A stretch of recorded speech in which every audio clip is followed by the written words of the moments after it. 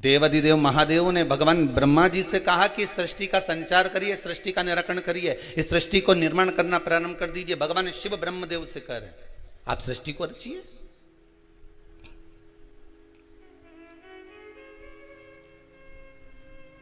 और ब्रह्मा जी ने सृष्टि की रचना करना प्रारंभ करी तो विचार करा कि मैं पहले सृष्टि को रचूं तो रचूं कैसे, क्या बनाऊं।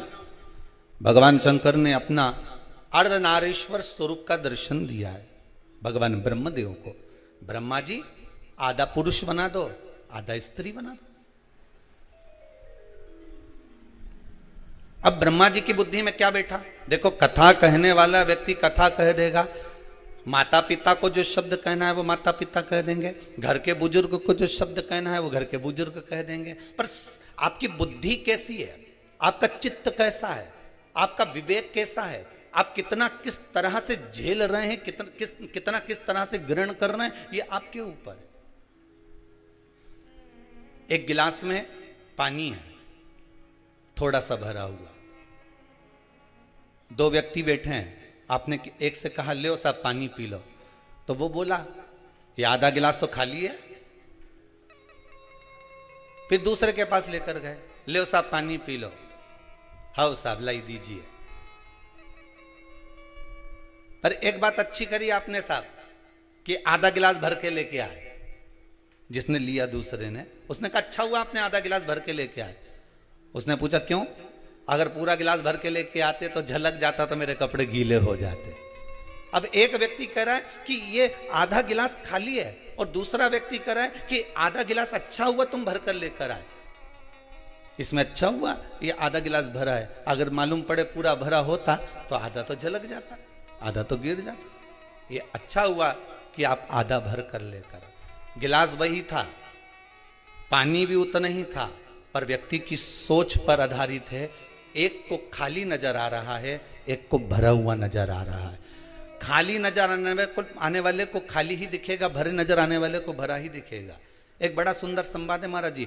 ब्रह्मा जी क्या विचार कर रहे हैं कि अर्धनारीश्वर स्वरूप का दर्शन दिया तो ब्रह्मा जी ने विचार कर लिया कि मुझे आधा पुरुष बनाना है, आधा स्त्री बनाना है। भगवान शंकर ने कहा था एक पुरुष बनाना, एक स्त्री बनाना। आधा आधा का मतलब है कि आधे ये बना तो आधे ये बना। पर उनकी बुद्धि में तो ये बैठ गया कि आधा आधा मिलाकर बना देना। जितना हम ग्रहण कर रहे हैं, एक गुरु जी के दो चेले भोजन करने के लिए गए। अब गुरु जी के चेलों ने भोजन करने के लिए जजमान क्या गए, जजमान ने उनको भोजन कराया, बड़े प्रेम से जिमाया।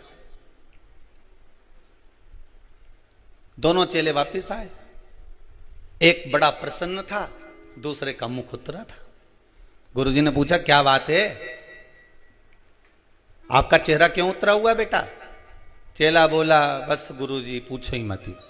क्यों जजमान ने दोनों में कोई दिक्कत दे दी क्या, इसका मन प्रसन्न है और इसका मन डाउन है, ये थोड़ा सा उतरा हुआ। तेरे को आसन अच्छा नहीं लगाया था क्या, नहीं दोनों को एक जैसा आसन लगाया था। अच्छा तो भोजन में अंतर था क्या, इसको ज्यादा खीर खिला दी हो, तेरे को खीर कम दे दी हो। नहीं नहीं गुरुजी भोजन भी एक जैसा खिलाया। तो दक्षिणा कम थी क्या, नहीं नहीं गुरुजी 2-2 रुपए दोनों को दिए। फिर दिक्कत क्या हुई बता। तो चेला बोला कि गुरुजी मेरा मुंह इसलिए उतरा है, मैं तो सेठ जी के यहां भोजन करने गया था तो मुझे लगा था कि सेठ जी 10 रुपया देंगे, पर उनने तो जम के तो बोलो 2 रुपए ही दिए। अच्छा फिर गुरुजी ने पूछा दूसरे चेले से, ये बता तू इतना प्रसन्न क्यों है। अरे गुरुजी मुझे तो लग रहा था कि सेठ जी इतना कंजूसड़ा है, इतना कंजूसड़ा है कि 8 आने से ज्यादा देगा नहीं या 1 रुपया से ज्यादा देगा नहीं। पर जब मैं भोजन करने गया और उसने 2 रुपए दिया नहीं तो हमारा तो दिल प्रसन्न हो गया गुरुजी, इतना आनंदित हो गया कि मेरा मन प्रसन्नित हो गया। दोनों गए थे भोजन करने के लिए, दोनों को आसन लगाया गया, दोनों को भोजन कराया गया, दोनों को दक्षिणा दी गई। बस एक चेले के मन में थोड़ी आशा ज्यादा लग गई थी कि इतना मिलेगा, और दूसरे के मन में यह था कि थोड़ा भी मिल गया अगर प्रेम से मिल गया और विश्वास से मिल गया, सत्यता में मिल गया, ईमानदारी का मिल गया, थोड़ा सा भी मिल गया तो ये मेरी जिंदगी संवार देगा। एक को 2 रुपए मिले वो जिंदगी को संवारने वाले थे, और दूसरे को जो 2 रुपए मिले वो आशा इतनी लगा के बैठा था कि 10 रुपया मिलेगा, न ऐसा होगा न वैसा होगा। सब आस पर पानी फिर गया तो दिल दुख गया।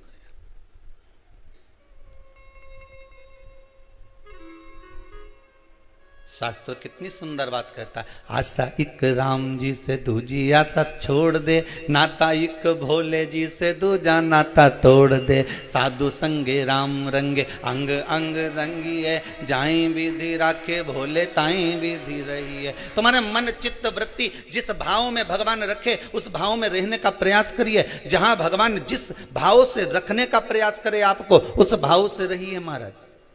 पर अपने जीवन को सत्यमय बनाओ, क्योंकि शंकर को सबसे ज्यादा इस महा बेलपत्र से भी ज्यादा प्रिय मेरे शिव को अगर कुछ है तो क्या प्रिय है? जम के बोलिए जरा, सत्य प्रिय। शिव को अगर बेलपत्र से भी ज्यादा अगर कुछ प्रियता लगती है, मेरे भोलेनाथ को अगर इस बेलपत्र से भी ज्यादा प्रिय है तो वो सत्य प्रिय है। सत्यम शिवम सुंदरम, सत्य प्रिय है। शंकर की प्रियता सत्य में है, शिव की प्रियता सत्यता में। और जब हम सत्य की ओर अग्रण्य होते हैं महाराज, जीवन सार्थक हो जाता है। शिव महापुराण एक बहुत सुंदर बात कहती है, अगर आपको अच्छी लगे श्राद्ध पक्ष में तो उतार लेना, और श्राद्ध पक्ष में अच्छी नहीं लगे तो वो कंडा की रोज धूप देव, नहीं तो छोड़ देना। नहीं, अच्छी लगे तो उतारना अपने जीवन में। शिव महापुराण की कथा एक बात बहुत अच्छी कहती है, जब तक शरीर चले और तुम्हारे घर में चले तब तक सारे पुण्य के काम कर लो।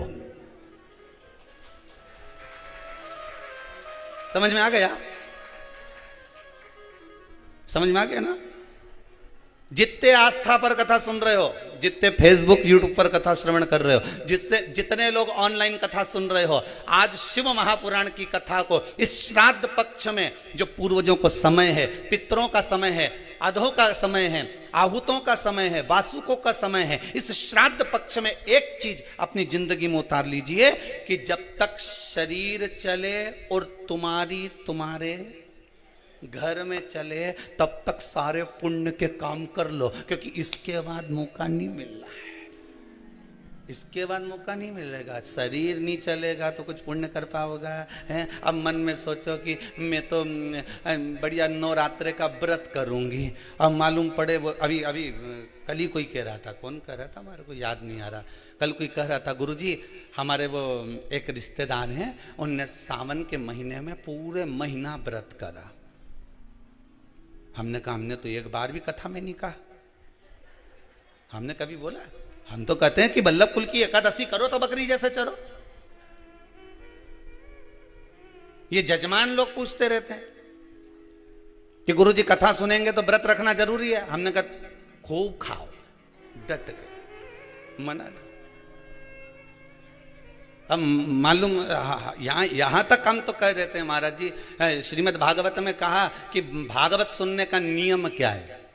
शिव महापुराण में ये वर्णन नहीं करा कि भागवत में वर्णन क्या कि श्रीमद् भागवत कथा श्रवण करने का नियम क्या है। तो कहा एक फल का सेवन करो, श्रीमद् भागवत कथा को पूरी सुनो। हम भी कहते हैं एक फल का सेवन करो, शिव महापुराण पूरी सुनो। इतने में काम नहीं चले तो एक समय फलहार करो।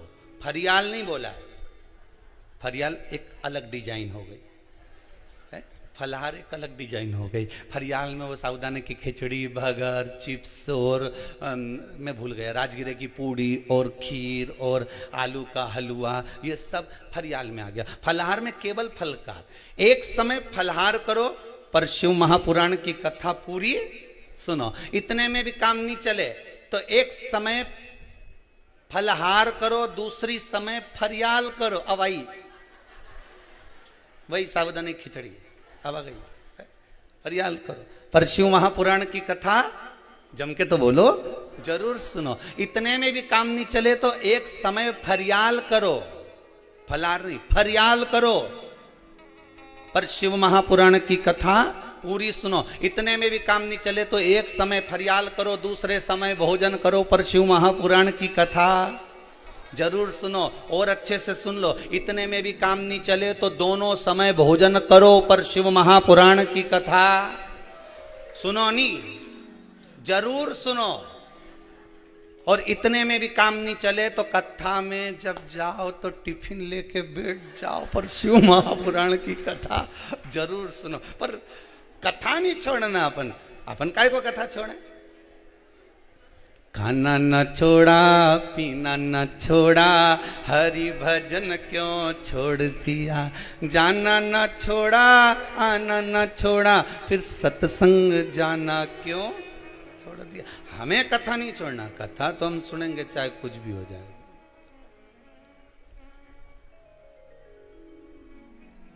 चित्त वृत्ति में रख जाए कथा।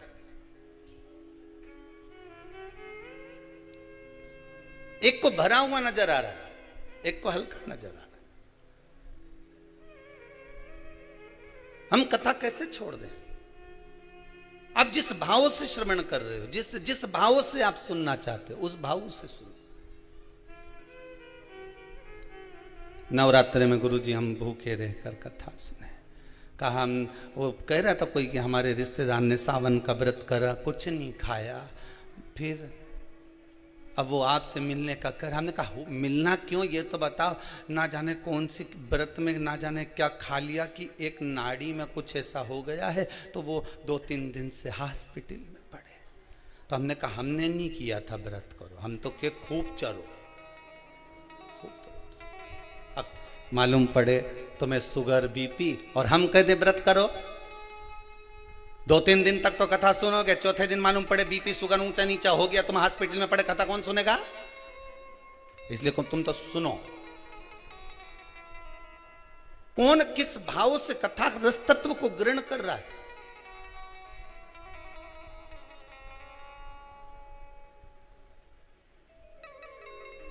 श्राद्ध पक्ष चल रहा है, बस अपने जीवन में एक बात को अच्छे से उतार लेना। जब तक शरीर चले और तुम्हारे जम के तो बोलो घर में चले, तब तक सारे पुण्य के काम कर लो। यज्ञ, हवन, कथा, सत्संग, दान, पुण्य, संकीर्तन सब कर लो। नहीं तो इसके बाद जब शरीर नहीं चलेगा और तुम्हारे घर में नहीं चलेगी ना, तो छोरा से कहोगे बिठले सभा समिति में 500 रुपये डाल दे रे छोरा, ले 500 रुपये डाल दे। और बूढ़ी अम्मा ने कहा 500 रुपये कैसे डाल दूं, लो पहले 500 रुपये दो। ने छोरा के तुमने पर्स में से 500 रुपये निकाल के दिया, छोरा से कहा ये 500 रुपये ले और तेरे मोबाइल से या फिर बैंक में जाके वो 500 रुपये बिठले सेवा समिति में जमा कर। अब मालूम पड़े छोरा ने तो जमा करने की जगह करना था यहाँ कर दिया। वही मैडम को, मैडम भी खुश, क्यों जी आज 500 कैसे जमा करा कि डोकरी वहां भेज रही थी, मैंने यहाँ भेज दिया। अब तो जा।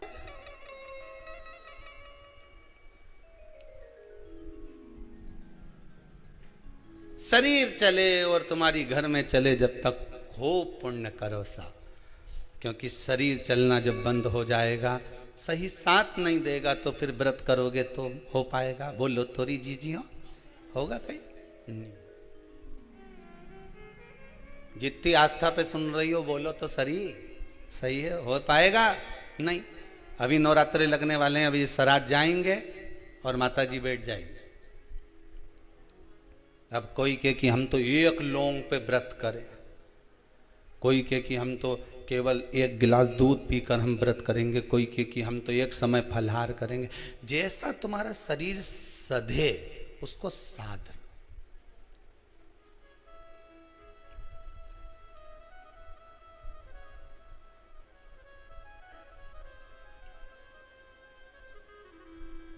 जैसा शरीर सधे।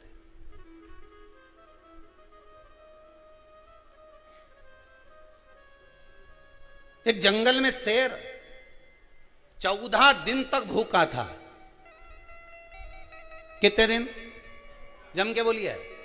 14 दिन तक भूखा था। एक संत के पास सूचना आई कि 14 दिन से शेर भूखा है।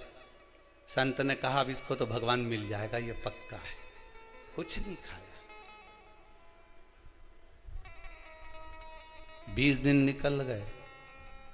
संत को लगा कि इतना दिन इसने अन्न नहीं खाया, भाग्रण नहीं करा, मांस नहीं खाया, फिर इसको भगवान क्यों नहीं मिला? तो भगवान से पूछा संत ने, ये बताओ कि शेर भूखा था तो तुमने इसको दर्शन क्यों नहीं दिया? भगवान बोले दर्शन तो दे देता था, परंतु ये शेर मेरे लिए भूखा नहीं था, ये रोज भूखा रहता था, खाने के चक्कर में ढूंढता रहता था कि कुछ खाने का मिल जाए, पर इसको खाने का नहीं मिला, भूखा रहना पड़ा। शास्त्र कह रहा है, बड़ा सुंदर चरित्र, इस मन को भगवान में लगा। तुम सोचो कि भूखे रह जाओगे तो भगवान मिल जाएगा। भगवान के भूखा रहने से मैं नहीं मिलता, मैं तो तेरे भीतर की जो काम, आसक्ति, तृष्णा, लोभ, विषय, वासना, झूठ, प्रपंच, छल, ये सब तू जब समाप्त कर देगा मैं मिल जाऊंगा।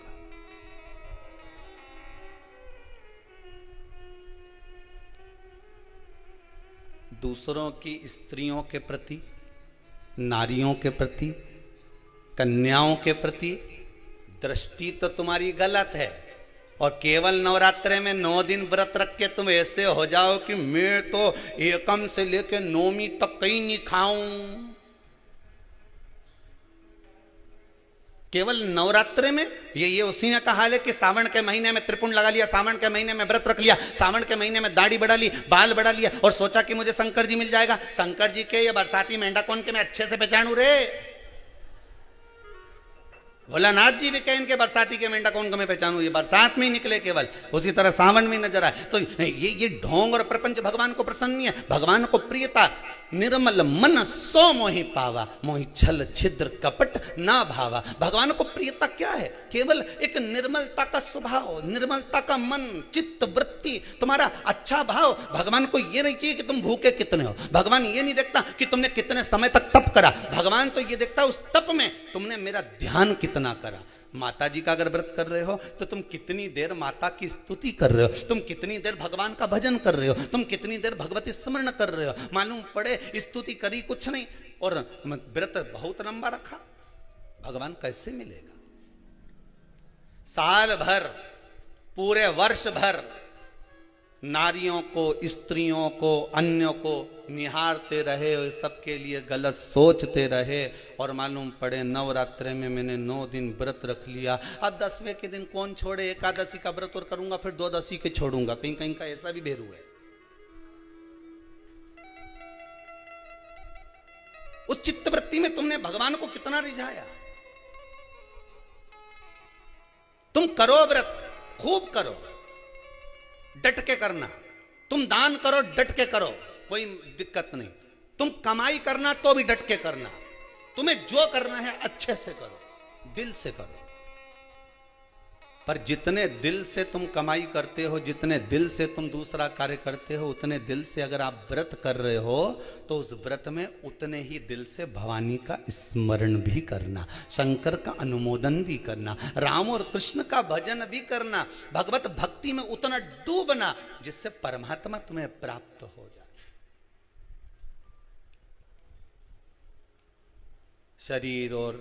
शरीर चले और घर में तुम्हारी चले तो खूब पुण्य कर लो, भजन कर लो।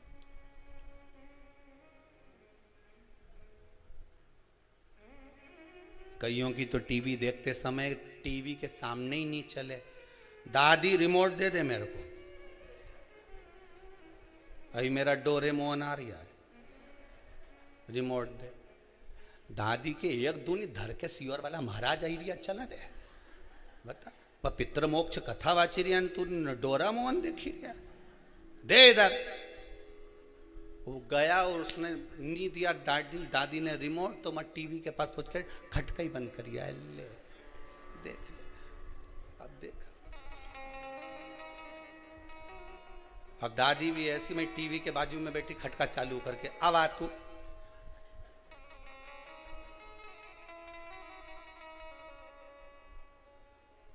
देखो एक बात आपको कहें, छोटे बच्चों को उपहार बड़ा प्रिय लगता है। लगता है ना, कुछ चीज दोगे, गिफ्ट दोगे, बड़ा प्रिय लगता है।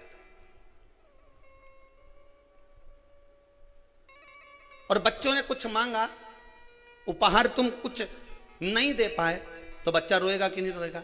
अरे बोलो तो जम के।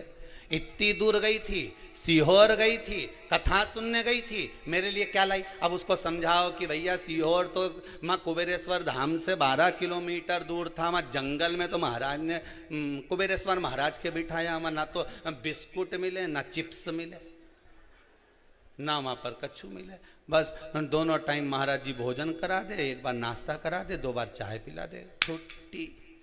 अब यहाँ कहाँ जाए इतनी दूर, बताओ। तो मेरे लिए क्या लाई? अब बच्चों को उपहार प्रिय है, और मालूम पड़े तुम बच्चों को उपहार नहीं दोगे तो रोएगा कि नहीं रोएगा? अगर उपहार तुमने कोई चीज देना चाहिए और बच्चे को नहीं दी तो वो रोएगा, पर जो उसके हित में होगा वही तो तुम दोगे। बोलो तो सही, जो अहित का होगा वो दोगे क्या? एक बात अपनी जिंदगी में उतार लीजिए, उपहार बच्चों को नहीं दिया तो थोड़ा समय रोएगा, फिर चुप हो जाएगा, पर बच्चों को यदि अच्छा संस्कार नहीं दिया तो जिंदगी भर रोएगा, फिर कोई चुप नहीं करा पाए। उपहार नहीं दिया तो बच्चा थोड़े समय रोता है, चुप हो जाता है, पर बच्चों को यदि अच्छा संस्कार नहीं दिया तो बच्चों को जिंदगी भर रोना पड़ता है, जिंदगी भर।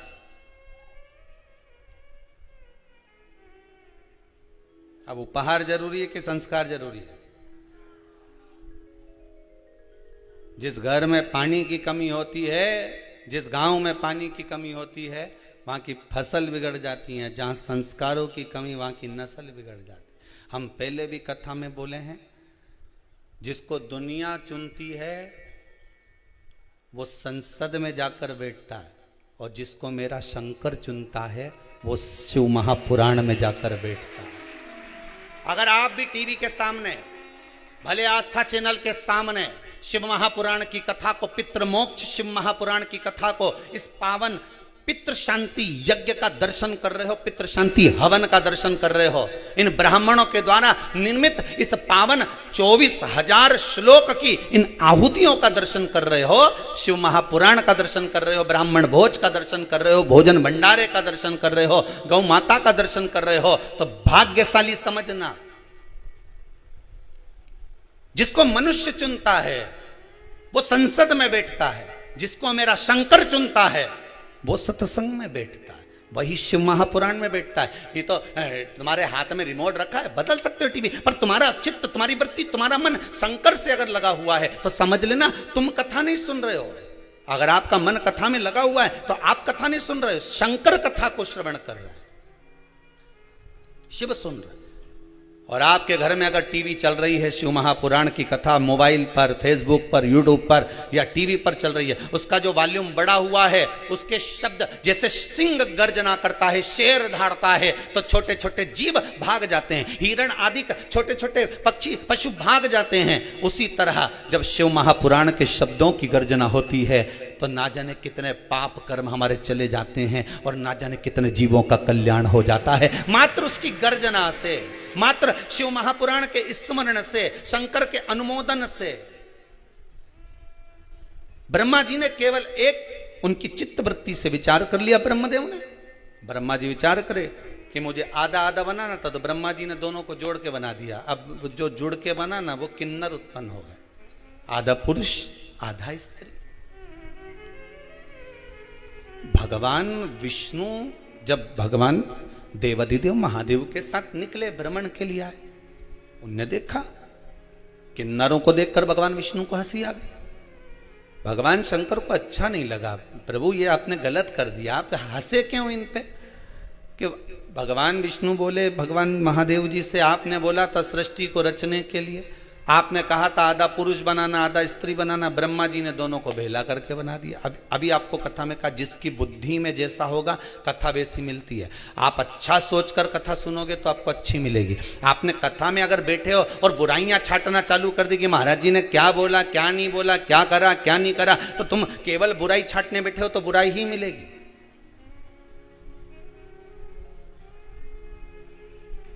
केवल बुराई नजर आएगी। जब तक तुम्हारे छोरे की शादी छोरी से नहीं हो जाए तब तक छोरी ऐसी लगे इतनी बढ़िया लड़की है गुरुजी, ऐसी बढ़िया, उसका परिवार का लोग भी अच्छा है, उसकी माँ तो इतनी सीधी बापड़ी, उन्हें बोलना ही नहीं आए, बहुत बढ़िया। उसका पिताजी बेचारा दुकान पे जाए न जाए, 2-3 भाइयों का परिवार है, वो दोनों तीनों भाइयों तो बेचारा खूब चतुर ने, बेचारा यही हमारा बीआई जी घना सीधा अच्छा, और उनका छोरा भी इतना बढ़िया बेचारा, इतना सीधा साधा, ने पूरे परिवार का गुणगान गाओ। कब तक? जब तक भावन नहीं टल जाए। और जी दिन शादी करके आई, उसका 1 साल निकलिया,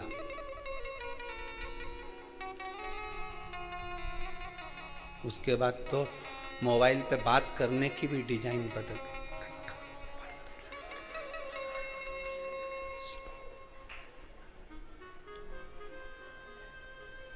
अब बेटी पूछे मम्मी क्या हुआ, बड़ी दुखी, मारे कहीं मालूम था, मैं तो हीरा समझी थी, कोयले की खदान निकली।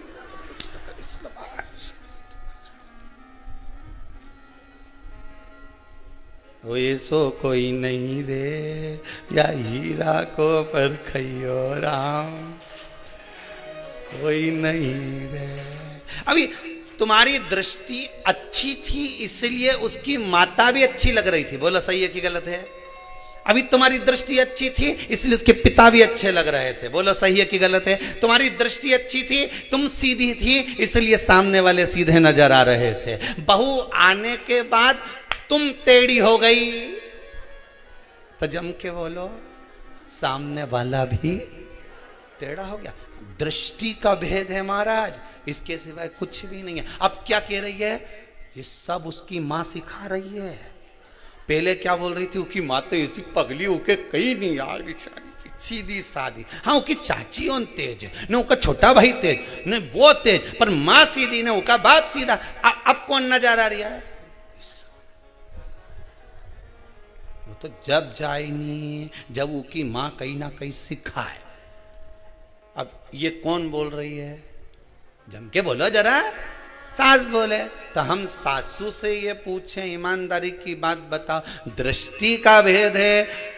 काला कलर का चश्मा पहनोगे तो सब काले ही नजर आएगा, धर्म का चश्मा पहनोगे तो सब धार्मिक नजर आएगा, पुण्य का चश्मा पहनोगे सब पुण्यवान नजर आएगा, चोरी का चश्मा पहनोगे सब चोर नजर आएगा, संस्कारवान का चश्मा पहनोगे सब संस्कारवान नजर आएगा। धर्मात्मा को धर्मात्मा दिखता है, पुण्यात्मा को पुण्यात्मा दिखता है, पापी को पापी दिखता है, कपटी को कपटी दिखता है, बेईमान को बेईमान दिखता है, छली को छली दिखता है, प्रपंची को प्रपंची दिखता है, झूठे को झूठा नजर आता है। जैसी आपकी दृष्टि होगी सामने वाला वैसा नजर आएगा।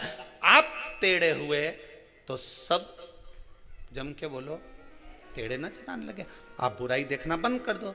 हमारी बहू जैसे पहले बोलती थी ना, इतनी बढ़िया है, इतनी बढ़िया, सब बढ़िया है, सब आनंद है, सब चीज में। अब अच्छा देखो तो सरी। अरे वाह, दुर्योधन को कोई अच्छा ही नहीं मिला।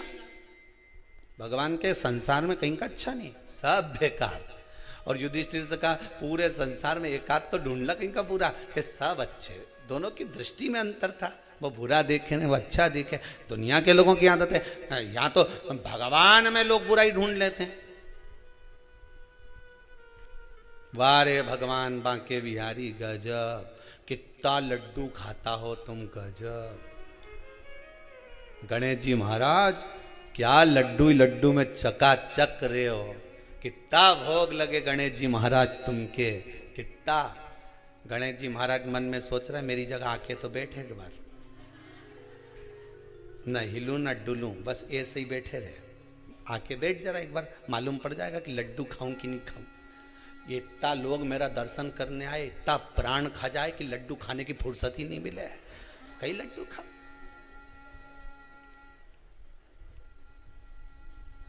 तू आ तो सही एक बार हमारी जगह बैठ के तो देख।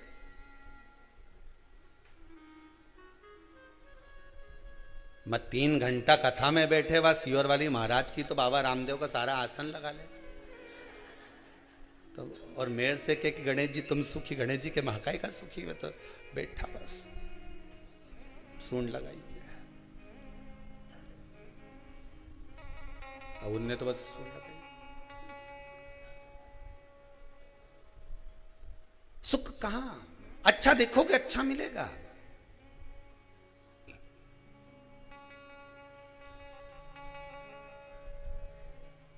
कितना खर्च करने के बाद भी सुख का अनुभव नहीं होता। शादी में कितना खर्च करते हो? 2-4-5 लाख रुपए तो बड़ी बड़ी शादियों में तो 50-50 लाख खर्च हो जाता है, 5-5 10-10 लाख खर्च हो जाता है। सब आइटम जोरदार जोरदार बनना चाहिए, गुलाब जामुन, इमरती, भजिया, पकोड़ा, मीन चाउमीन, ये और पानी पतासा, और ये सब तैयारी खूब जोरदार करी। गरम की गरम माल खिलाया, बीआईजी के खूब जोरदार खिलाया। और कहीं कथा सत्संग में जाओ, ठंडी पूड़ी मिले, बोलो जम के खाओ कि नहीं खाओ, उसमें भी क्या जोरदार भोजन बना साहब, भगवान का प्रसाद में तो आप रूप स्वाद आ जाए। तो यही स्वाद में शादी में क्यों नहीं आए? लाखों रुपए खर्च करे, कितना खर्चा करा,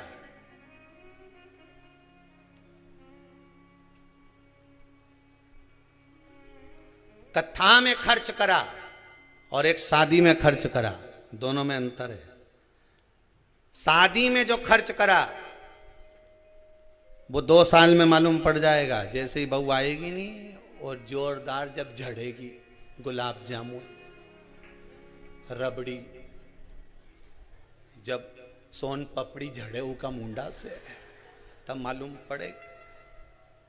और एक कथा में जब खर्च करा, कथा में तुमने जो खर्च करा, इतने लोग तुम्हारे दान से, पुण्य से, ये जो लोग ऑनलाइन कथा श्रवण कर रहे हैं अपने पूर्वजों के लिए, जो ब्राह्मण भोज के लिए, गौ माता के लिए, मंदिर निर्माण के लिए जो दान देते हैं, जो तुमने पुण्य करा, दान करा, सत्कर्म करा, कथा में कहीं खर्च करा, और वो खर्च करा हुआ जो तुमने शादी में खर्च करा ने वो झड़े, और यहां जो खर्च करा वो यहां नहीं झड़े, वहां ऊपर जाके झड़े। स्वयं पितृ देवता झड़ते हैं, स्वयं हमारे घर के पूर्वज, हमारे घर के पितृ, हमारे घर के आहूत, हमारे घर के वासुक के धन्यवाद देते हैं कि मेरे घर का पोता, मेरे घर का बेटा, मेरे घर की बहू, मेरे घर का परिवार का व्यक्ति शिव महापुराण की कथा करवा रहा है, सुन रहा है, दान कर रहा है, पुण्य कर रहा है, सत्कर्म कर रहा है। मेरे घर के बच्चे इस पितृपक्ष में शंकर की कथा का अनुमोदन कर रहे हैं, जिससे मेरा कल्याण हो रहा है, मुझे कुछ प्राप्त हो रहा है।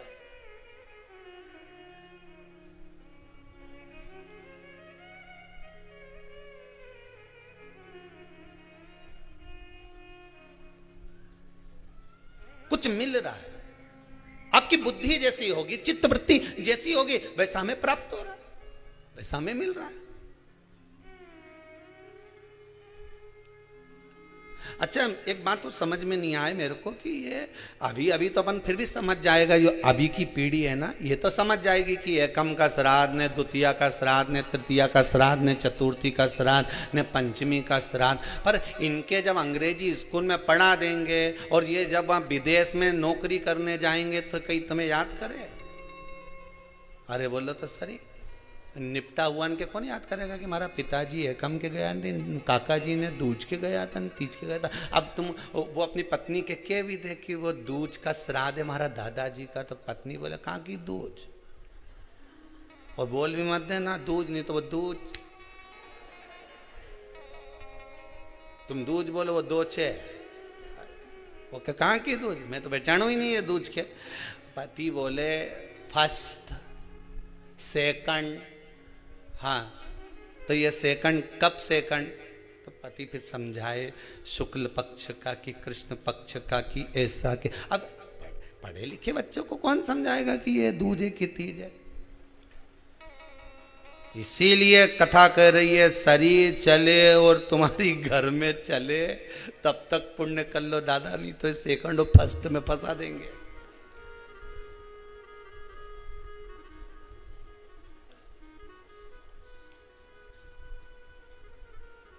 कहीं नहीं जाए। पहली रोटी किसकी बनती घर में?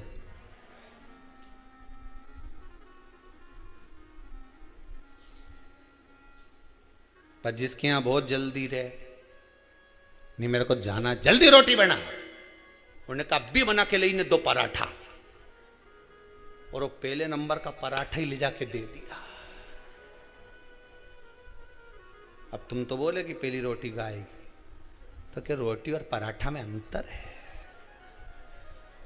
और यह शास्त्र के कि तवा पे तो डली नहीं, कढ़ाई पे तो पड़ी नहीं, मतलब जो पहली बनी वही पहली जाना थी। पर अब उनके जल्दी जाना था तो रोटी, अब किसी ने कथा में कह दिया कि बता हमने तो सियर वाला महाराज का मुंडा से सुनी थी कथा, उन्हें कहा था कि पहली रोटी गाय के देना चाहिए, तुमने पहला पराठा बना के उनके गाय खिलाया, तो क्या कहीं गौ माता से कम है? कहीं अभी तो गौ माता।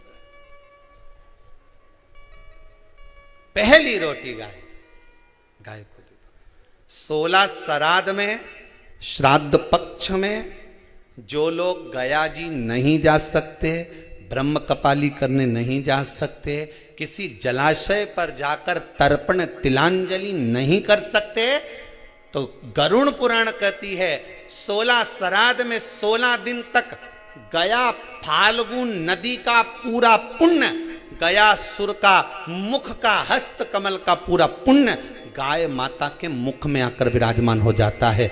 16 श्राद्ध में गाय को एक रोटी अगर दी जाती है तो गया जी में पिंड दान करने का पूरा पुण्य फल जीव को प्राप्त हो जाता है, जीव को प्राप्त।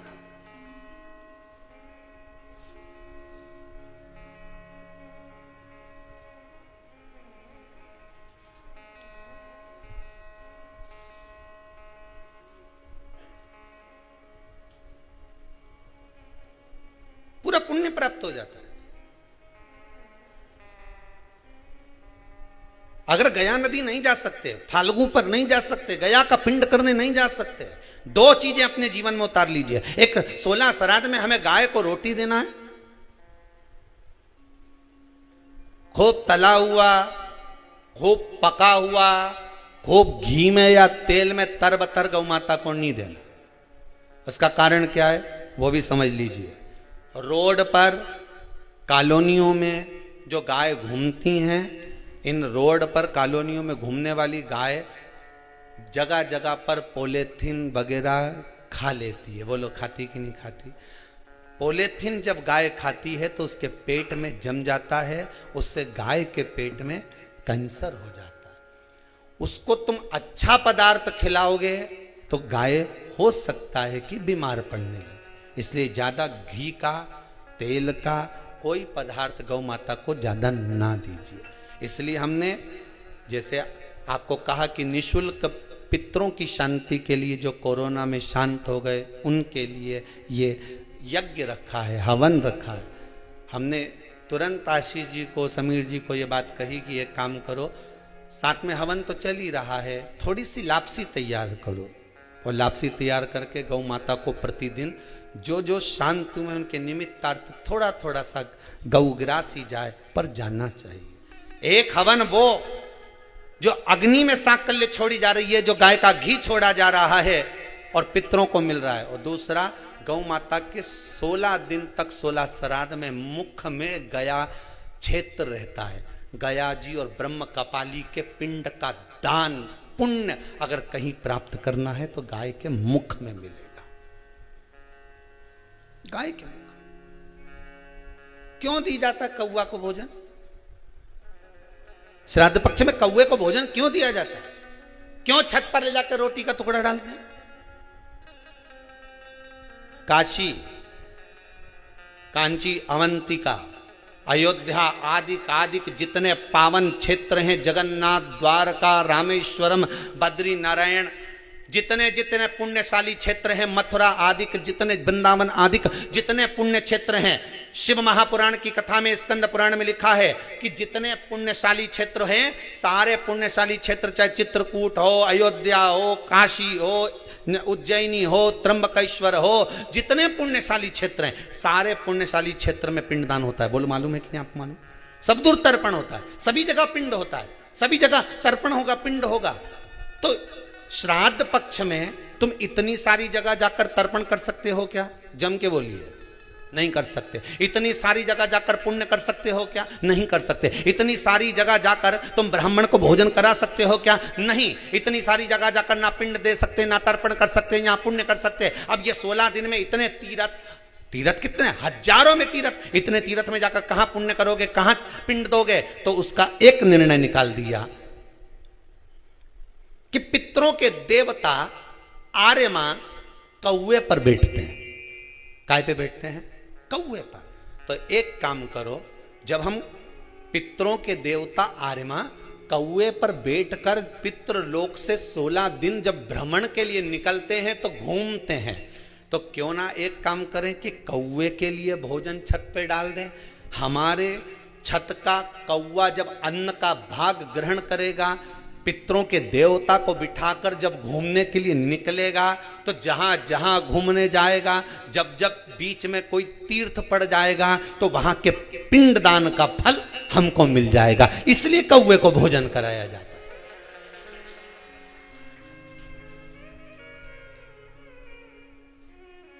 कौवे को भोजन कराने का कारण ही यही है।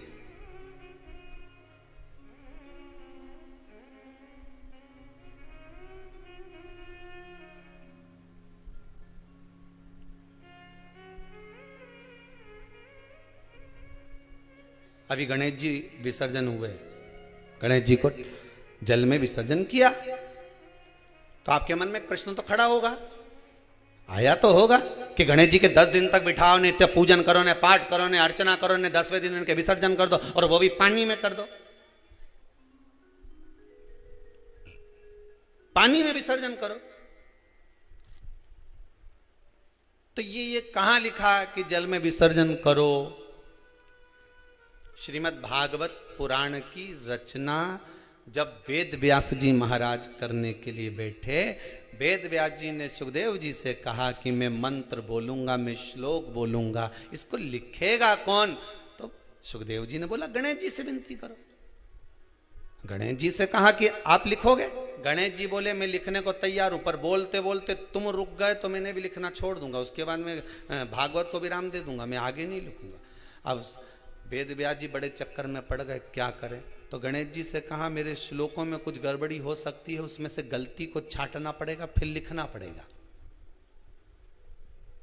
कितना सुंदर संबोधन श्री वेद व्यास जी ने कहा कि मैं जो श्लोक बोलूंगा आपको लिखने के लिए है, उसमें मैं कुछ गलती करूंगा, उस गलती को छांटना है, तब श्लोक लिखना है। क्यों कहा वेद व्यास जी ने ये बात? गणेश जी भगवान है, वेद व्यास जी कहते हैं मैं तो संसारिक मनुष्य हूं ना, गलती तो कर सकता हूं। गलती कौन करता है? जम के बोलो, भगवान गलती करता है क्या? नहीं, गलती कौन करेगा? मनुष्य। गलती मानव करेगा, गलती मनुष्य करेगा।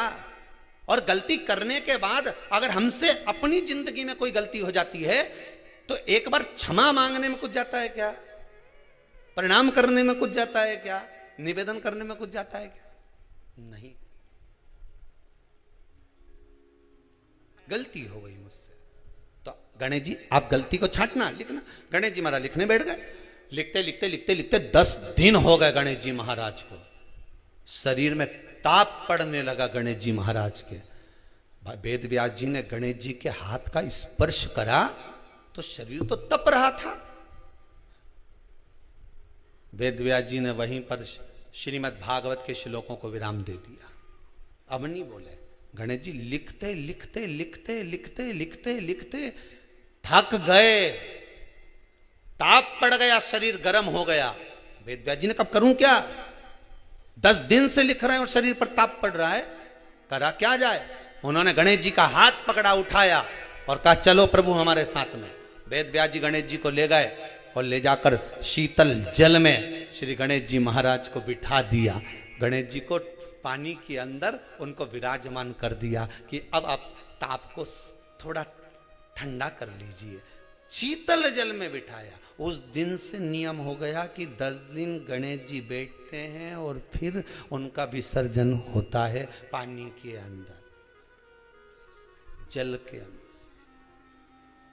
शरीर का ताप मिट जाए तो गणेश जी ने वचन दिया है वेदव्यास जी महाराज को, आपने मेरे ताप को मिटाने के लिए मुझे जल में बिठाया है। जो मुझे जल में विसर्जन करेगा मेरा ताप तो मिटेगा ही, साथ में जो मुझे जल में विसर्जन करेगा उसके जीवन के भी ताप को मैं मिटा दूंगा, उसके जीवन के ताप को मैं मिटा दूंगा। ताप मिटा दिया।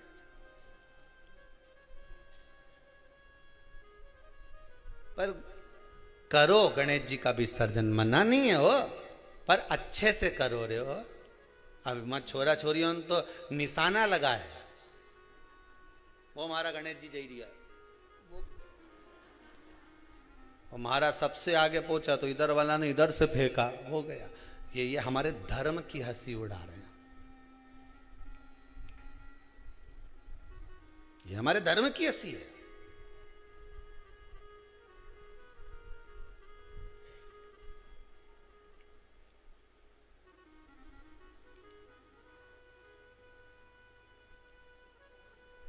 धर्म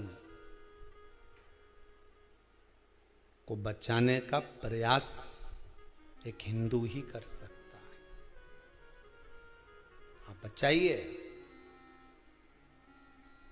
अभी एक जगह पर कहीं कार्यक्रम था और वहां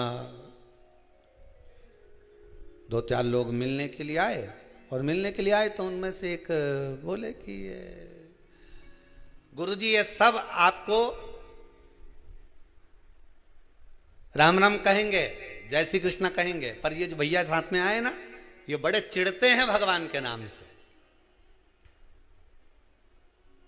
ये कभी राम राम नहीं कहेंगे। हमने कहा अच्छी बात है, नहीं कहेगा तो मत कह दो, काय का काम काज है इनका।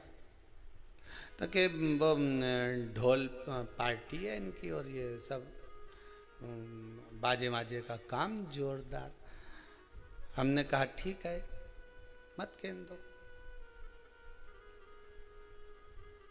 तो हमने भी प्रैक्टिकल करके देखा, भैया राम राम, नहीं बोला। हमने कहा जय श्री कृष्णा, नहीं बोला। हमने कहा हर हर, नहीं बोला।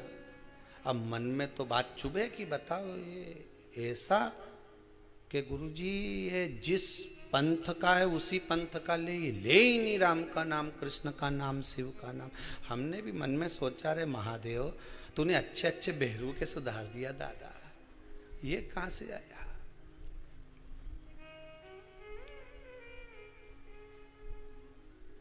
अब अभी गणेश जी का विसर्जन था, तो हमने कहा जाओ उसी के यहाँ का बैंड बुक करके आओ, और बैंड बुक करके आना, और जितना मांगे उससे 2000 ज्यादा देना।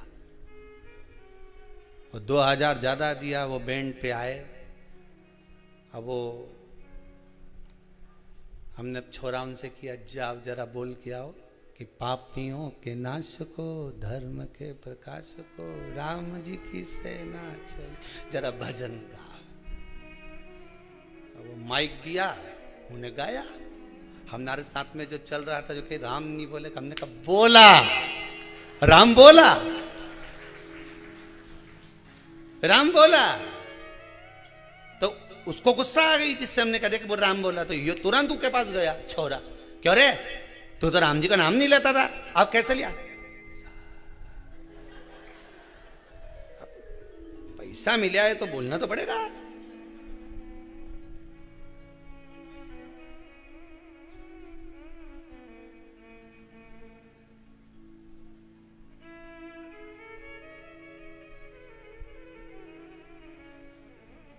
पूरी दुनिया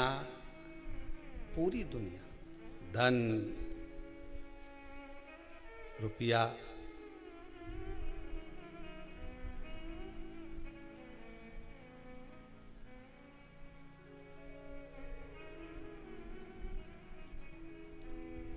एक जरा सा कुछ कर्म भी किया जाए तो पूछ लिया जाए कि भाई धन कितना मिलेगा,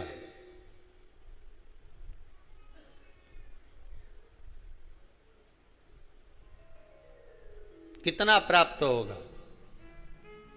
द्वारा किया गया भजन काम आ गया। कई कई माताएं आके कहती है हमारी बहू को कोरोना हो गया, कोई कहे हमारे इसको कोरोना हो गया, मोहल्ले में, सोसाइटी में, गली में, परिवार के लोगों को होना चालू हो गया था गुरुदेव। पर शंकर की कथा सुनते रहे तो विश्वास था कि मुझे नहीं घेर सकता। यह विश्वास आपका जीत गया।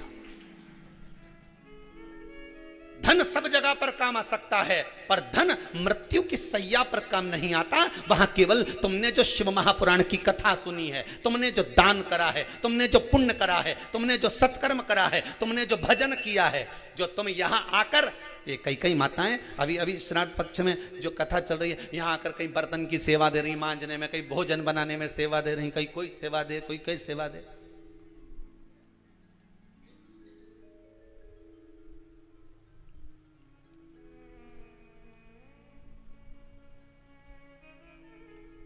सेवा तुम कर रहे हो।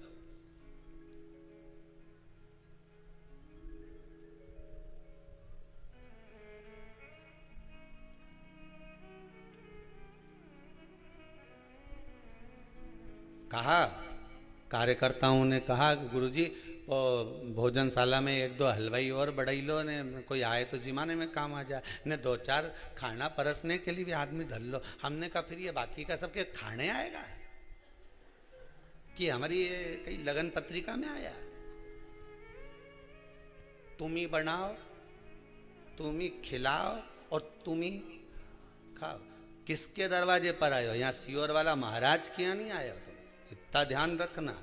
तुम अपने अपने पूर्वजों को पार लगाने के लिए आए हो, शिव महापुराण की कथा सुनने आए, यज्ञ का दर्शन करने आए, दो आहुतियां यज्ञ में पटकने आए। तो तुम ये सियोर वाला महाराज के यहाँ केवल तुम आए हो तो शंकर जी के दरवाजे पे आए, उसका एक एक कंकर शंकर है। तुमने जो पुण्य करा, दान करा, सत्कर्म करा, सब तुम्हारे लिए करा। तुमने अगर यहाँ बर्तन भी धो दिए तो ना जाने कितने नरक धो दिए तुमने, ये तो विचार करो, कितने पार लगा दिए। अगर तुम ब्राह्मणों को भोजन करा रहे हो, दक्षिणा दे रहे हो, दान दे रहे हो, तुम कर रहे हो हमारे लिए, अपने लिए। फिर वही वाली बात आ गई ने, शरीर चले और जब तक तुम्हारी नहीं तुम्हारे घर में चले, दूसरे के घर में मत चला देना दादा। तुम दूसरे की बात तो करो ही मत, तुम तो तुम्हारी करो। जब तक शरीर चले ने तुम्हारे घर में चले, तब तक पुण्य कर लो री जीजियो। के बात तो कहीं भरोसा नहीं दादा, कोई भरोसा नहीं। भगवान से बस प्रार्थना करना, ये दो लहर तूने दिखा दी ना कोरोना की, तीसरी मत दिखा दीजिए रे भोलानाथ। शिव महापुराण की कथा सुन रहा है, ये तीसरी के तू तीसरी आंख में समा ले, बहुत अब नहीं देखना। धन हर जगह काम आ जाएगा, पैसा हर जगह काम आ जाएगा, सत्ता हर जगह काम आ जाएगी, पर तुम्हारा पुण्य, तुम्हारा सत्कर्म, तुम्हारा भजन, तुम्हारा कथा श्रवण करना, तुम्हारा स्मरण, तुम्हारा दान, ये कहीं काम आएगा तो तुम्हारे प्राण छोड़ते समय अंतिम क्षण में तुम्हारा किया गया सारा सत्कर्म का लेखा तुम्हारे सामने होगा। वसीयत तुम यहीं छोड़ जाओगे, पर वो जो लेखा पुण्य का है वो यहाँ छूटेगा नहीं। लोग कहते मुट्ठी बांधे आया जग में हाथ पसारे जाएगा। शिव महापुराण की कथा कहती है हाथ पसारे नहीं जाएगा, तेरे हाथ में वही पुण्य रख कर भेज दिया जाएगा जो तू कर कर जा रहा है, जो तू कर कर जाएगा। अरे अपने हाथ में दिन भर तुम मोबाइल चलाते हो, अरे बोलो तो सही, चलाते क्यों नहीं चलाते?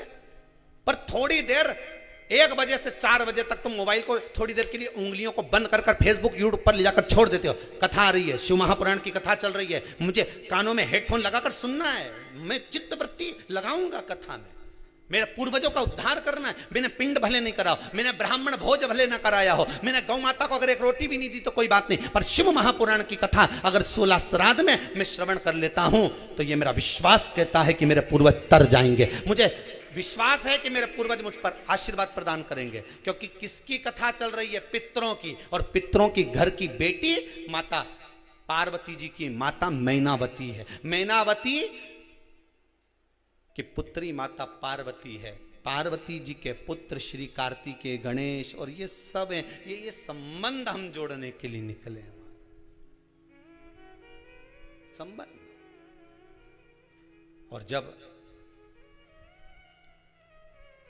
संबंध जोड़ने के लिए निकले हमें कुछ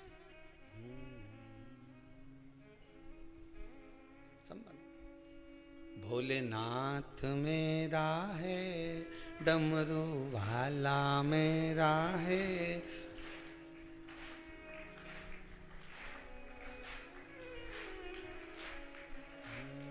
वो काशी वाला महादेव मेरा है। भोलेनाथ मेरा है, डमरू वाला मेरा है, वो काशी में रहने नाथ मेरा है। भाव से कहिए, भोलानाथ मेरा है, महादेव मेरा है, काशी रहने भोलेनाथ मेरा है, भोलानाथ मेरा है।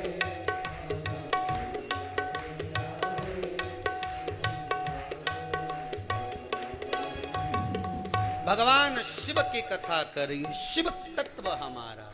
भगवान शंकर करुणा सागर, त्रिकालदर्शी कैलाशी अविनाशी, भगवान ओगड़ दानी त्रिकालदर्शी कैलाशी शिव में बाबा शुद्ध।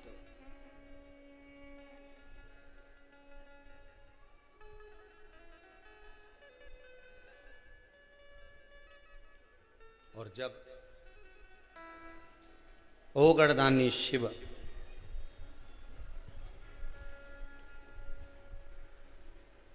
मेरे त्रिकालदर्शी कैलाशी शंकर को जिसने रिझा लिया, पितरीज गए।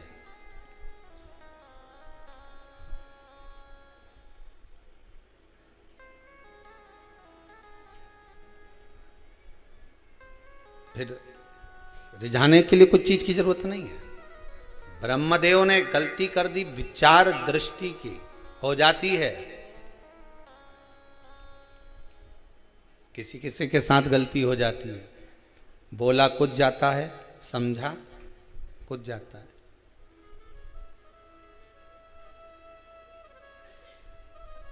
बोला कुछ, समझा कुछ, हो जाती कभी कभी। अब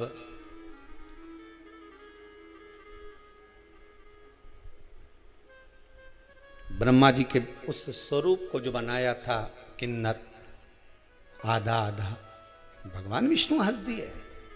आप हंसे हो, आपको भी एक बार किन्नर बनना पड़ेगा।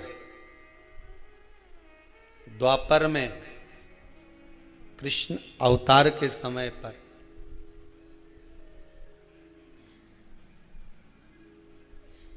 कौरव और पांडवों में युद्ध के मैदान में देवी को प्रसन्न करने के लिए बलि देना थी, अर्जुन से कहा गया था एक पुत्र तेरा, जब तुम वन गए थे उलूपी के साथ में जब विवाह हुआ था तो वहां एक पुत्र हुआ था आरावन, उसको लिया। आरावन का संबोधन था, दादाजी मैं मरने को तैयार हूं पिताजी, पर एक बात है, मैं कुंवारा नहीं मरना चाहता। शिव महापुराण की कथा कहती है कि विवाह के बाद जो मरे उनका तो श्राद्ध भी हो जाता है, तर्पण भी हो जाता है, तिलांजलि भी हो जाती है। ब्राह्मण भोज कराया तो ब्राह्मणों के भोजन का पुण्य भी उनको मिल जाता है। किसी को अन्नदान दिया तो अन्नदान का पुण्य भी मिल जाता है। पर रावण कहता है कि अगर मैं कुंवारी अवस्था में मर गया तो ना तो मेरा पिंड होगा, ना मेरा तर्पण होगा, ना मेरी तिलांजलि होगी, ना ब्राह्मण भोजन करेंगे तो उसका भाग मुझे मिलेगा, ना आप तीर्थ करने जाओगे तो उसका भाग मुझे मिलेगा, ना कोई सत्कर्म का भाग मुझे मिलेगा। अधोगति में मरे हुए व्यक्ति को भाग कैसे मिले? कुंवारी अवस्था में मरने वाले को क्या मिलेगा? ये कई लोग कह देते हैं हम तो बड़े परेशान हो गए, वो कोई 10वीं में पास नहीं हुआ, कहीं का 12वीं में फेल हो गया, कहीं कोई एग्जाम में बैठा था, कंपटीशन एग्जाम में बैठा था, कोई नौकरी की तैयारी कर रहा था, नहीं हुआ, मर गया। अरे भैया सारे टिकट फुल हैं तो ट्रेन में चढ़ोगे तो बाथरूम में बैठना पड़ेगा। बोलो सही है कि गलत है? अरे जम के तो बोलो सही है कि गलत है? अब बाथरूम में बैठकर जाना पड़ेगा और वहां भी धक्के खा रहे, लोग कह रहे चलो बाहर निकलो, हमें अंदर जाना है। फिर बाहर निकला भैया, फिर टीसी, फिर चले गया। टीसी ने आवाज लगाई, चल निकाल बाहर। नहीं निकल, बाहर निकाल। नहीं निकल, निकल आई। कौन है अंदर? नहीं निकल। टीसी आवाज लगाए, नहीं निकला। अब उसी तरह टिकट फुल है ना, तुम चले जाओ। उसी तरह भगवान ने तुम्हारी उम्र लिख के भेजी थी, इतना साल जिएगा, और तुम जबरदस्ती की नहीं मैं तो रस्सी बांध के मरूं, नहीं मैं तो ये खा के मरी जाऊं, नहीं मैं तो ट्रेन के नीचे कूदी जाऊं, नहीं मैं तो ये करके मरी जाऊं। अब मर तो गए पर ऊपर तो सीट फुल, फिर क्या करोगे? तो कि ये भटकता रहे, इके भूत प्रेत बना दो, डाकनी पिशाचनी चुड़ैल बना के भेज दिया, उन्हें भटकता फिरे। अब दिखे तो है ही नहीं, वे तो हवा के रूप में घूमे। इतना में बीच बीच में टीसी आता रहे भाई, पहाड़ा के ऊपर चढ़ के गदा लेके और बेहतरीन काला और काली मूंछ और जोरदार मुकुट, उसमें बीच में नीलम चमक गया और मूंछ पे ताव देके के हम यम है। इके इतनी देर में जैसे टीसी आवाज लगाए थे, इके टिकट याद है ही नहीं, पुण्य का टिकट होता। फिर बीच बीच में यमराज आके डराता रहता है, कहाँ भटक रिया है बेरू, भटके रोता है जीव, वो प्राण तो छोड़ देता है, वो मर तो चले गया, भटके रोए। जिसके घर का जीव रहता उसके दरवाजे पर रोज जाकर विनती करता है। देखो श्राद्ध पक्ष में कोई तो श्राद्ध पक्ष में दिया तो सरी। अरे ये कथा कह रही है दादा, श्रीमद् भागवत में वर्णन आया है, पर गोकर्ण ने धुंधकारी के लिए कितना दान दिया। बोलो सही है कि गलत है? अरे बोलो तो सही। भागवत सुनी कि नहीं सुनी? बहुत सारा महाराज उनकी आए टीवी पे, तुम कभी भी चालू करके सुन लेना। उन्होंने धुंधकारी के लिए ने गया जी का श्राद्ध करा, ने ब्रह्म कपाली करी, ने पिंडदान करा, ने तर्पण किया, ने ये किया, ने वो किया, सब किया, इसके बाद भी नहीं तरा।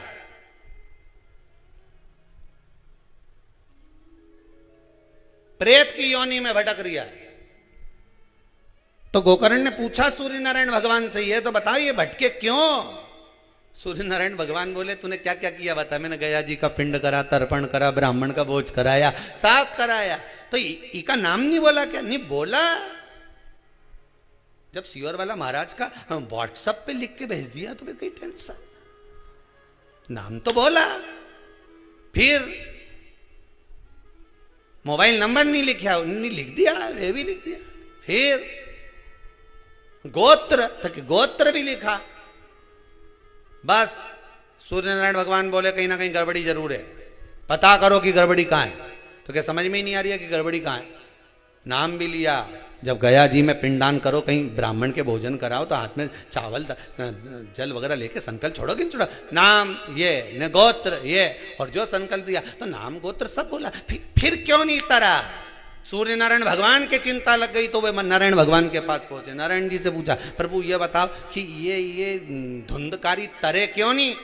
इसका गया जी का श्राद्ध हो गया, इसकी ब्रह्म कपाली हो गई, ब्राह्मण का भोज हो गया, सब कुछ करा, गाय का दान भी करा, पर ये तरे क्यों नहीं? तो नारायण ने कहा हमारे नहीं समझ पड़ रही कि इतना गोत्र भी बोला, नाम भी बोला, इसका पिताजी का नाम भी बोला, कि माता जी का नाम भी बोला, पर तरे क्यों नहीं? तब नारायण पहुंचे भगवान शंकर जी के पास में। हार हार शंकर जी ने पूछा, भोलेनाथ जी से पूछा, भगवान विष्णु ने, ये बताओ कि प्रभु ये धुंधकारी का नाम लिया, गोत्र लिया, गया जी का श्राद्ध करा, पिंडदान करा, ब्राह्मण भोज करा, सब कुछ करा, फिर ये तरे क्यों नहीं? शंकर भगवान ने उसी समय पर नंदी के बुलाया और नंदी के बुला के पूछा, इधर अरे नंदी अब तू बता कि ये क्यों नहीं तरे? अब जितना निर्णय यमराज करता है उतना ही निर्णय नंदी करता है। नंदी ने कहा प्रभु एक बात क्यों, थोड़ी अंदर की बात है। शंकर जी बोले चाहे अंदर की हो चाहे बाहर की हो, बोल दे जरा, जम के बोल जरा। तो नंदी ने तुरंत कहा प्रभु बात इतनी सी है कि जब जब पिंडदान करा, जब जब तर्पण करा, जब जब ब्राह्मण भोजन कराया, जब जब तिलांजलि करी गई, तब धुंधकारी का नाम धुंधकारी बोला गया। ठीक है, गोत्र आत्मदेव का बोला गया, आत्मदेव का पुत्र था ना, आत्मदेव का बोला गया। फिर गलती कहां हो गई? नंदी बोले गलती ये हो गई कि इसकी सहेली की संतान थी और उसकी गोदी लेके आ गई थी पैसा दे के। बोलो सही है कि गलत है? गोदी लेकर आ गई थी पैसा दे के। गोत्र बोलना था सहेली का, बोला जा रहा था इधर का, इसलिए तर नहीं पाया, इसलिए नहीं तरा, मोक्ष नहीं मिला। अब जितने लोगों ने भी व्हाट्सएप पे नाम लिखा ने गोत्र लिख के भेजा, अच्छे से भेजा है नहीं भाई? नहीं तो बाद में क्यों, हमने तो यज्ञ में भेजा था और सीवर वाला मिश्रा जी ने 24,000 श्लोक की आहुतियाँ छुड़वाई, ने 21 ब्राह्मण के बुलाया, ने खूब आहुतियाँ दिलवाई। इसके बाद भी कहीं का बोले कि अभी भी तुम्हारे यहाँ पितृदोष रह गया तो फिर समझ लेना। इसलिए निवेदन है, ये 7 दिन कथा चल रही है, बहुत सावधानी से जिन जिन ने नाम भेजा, गोत्र लिखकर भेजा, सही भेजा। तो 21 ब्राह्मण जो यज्ञ कर रहे हैं, सवेरे उठकर वो लोग सबसे पहले संकल्प देते हैं गोत्र का कि आज इनकी आहुति है। तुम्हारे धन की मूलता नहीं है, उन जीवों को तारने की मूलता है।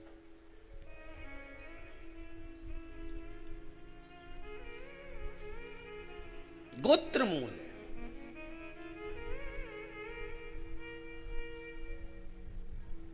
और जो गोत्र नहीं जानते उनसे तो हम इतना ही कहेंगे कि शिव जी का नाम ले लीजिए। शंकर भगवान से शादी में पूछा गया था, पंडित जी ने पूछा था तुम्हारा नाम बोलो, शंकर, गोत्र बोलो, शंकर। पंडित जी बोले कुछ खा पी के आए हो क्या? शंकर जी बोले मुस्कुरा के, जरूरत ही नहीं अपने, तो अपने जरूरत ही नहीं, तो क्या कुछ पिए विए हो क्या? शंकर जी बोले वो तो कब से पी रहे हैं, कब से, जिंदगी हो गई साहब, राम नाम का भर भर प्याला खूब पिया। और जो एक बार भगवान के नाम का प्याला पी ले वो तो वैसे ही अलमस्त रहे, वैसे ही अलमस्त। हमसे ही लोग कहते हैं काय सीवर वाला महाराज तुम जब देखो जब मुस्कुराता ही हुआ दिखता हो, ऐसा क्यों?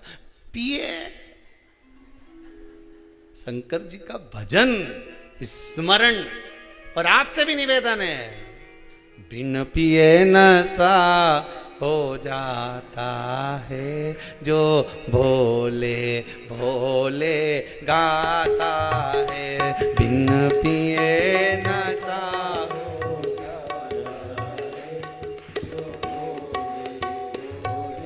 गाता है, बिन पिए नशा हो जाता है, जो भोले भोले गाता है, बिन पिए नशा हो जाता है, जो भोले भोले गाता है। दोनों हाथों से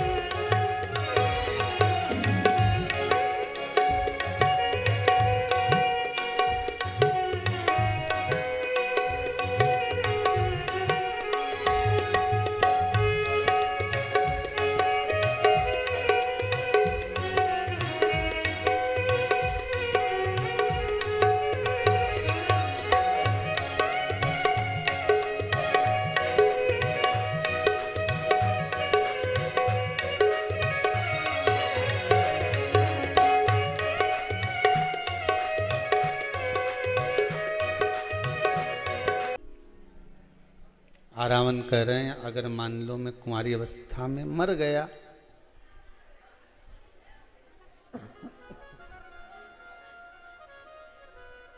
और कुंवारी अवस्था में चला गया, मान लो शिव कथा कहती है, तो फिर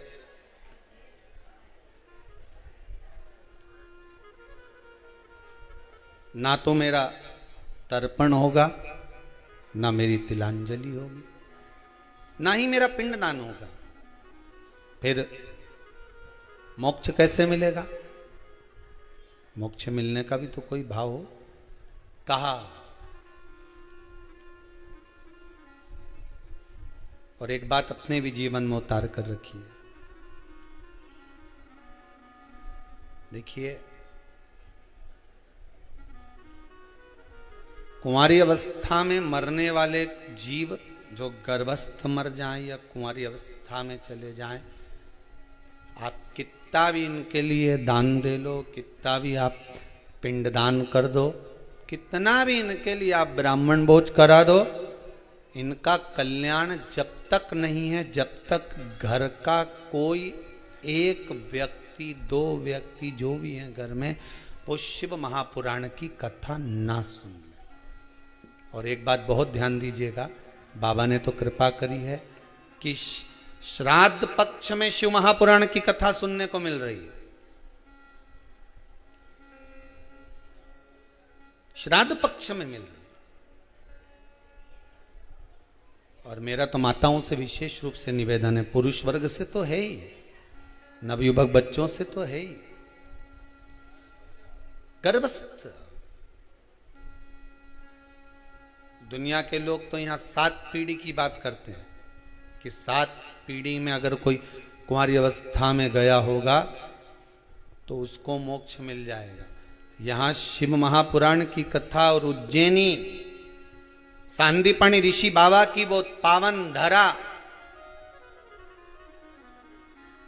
वावंतिका उज्जैनी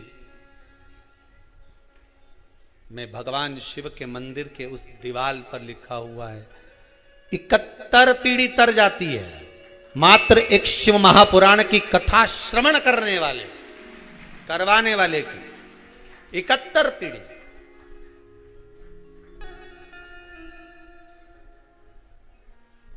इकहत्तर पीढ़ी तर जाती। अब 71 पीढ़ी में ना जाने कितने कुंवारी अवस्था में गए होंगे, कोई जरूरी किसका याद, कौन एक्सीडेंट में, कौन अधोगति में चला गया होगा, किसको। एक बात आपको कही थी, आप लोगों को स्मरण होगा, अगर मान लो आप ब्राह्मण को भोजन नहीं करा पा रहे हैं, मान लो आप गौ माता को रोटी नहीं दे पा रहे हैं, स्वान को भोजन नहीं दे पा रहे, कौवे को भोजन नहीं दे पा रहे हो, और मान लो गया ब्रह्म कपाली या कहीं पिंडदान नहीं कर पा रहे हो, तिलांजलि तर्पण नहीं कर पा रहे हो, तो एक काम जरूर करना, जल के पात्र में 2 बूंद गंगा जल डालना और वो गंगा जल शंकर को रोज 16 दिन तक चढ़ाइए, पितृदोष समाप्त हो जाए।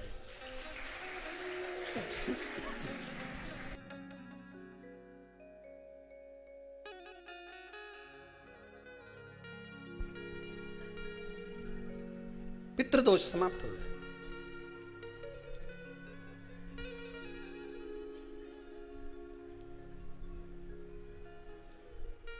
प्रतिदिन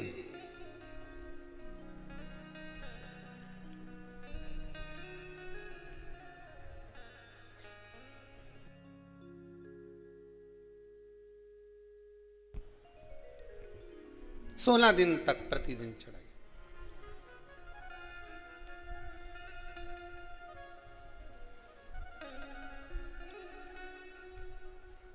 शिव महापुराण की कथा कहती है,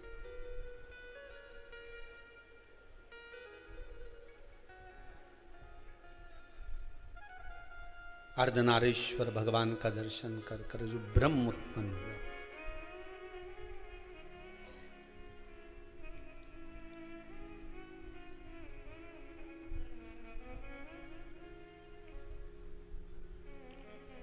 एक तारने का मौका,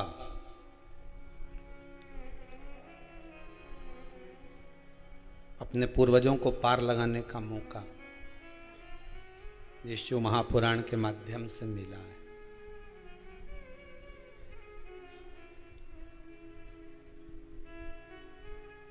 भगवान ने कृपा करी है, विश्वनाथ ने, शंभू ने।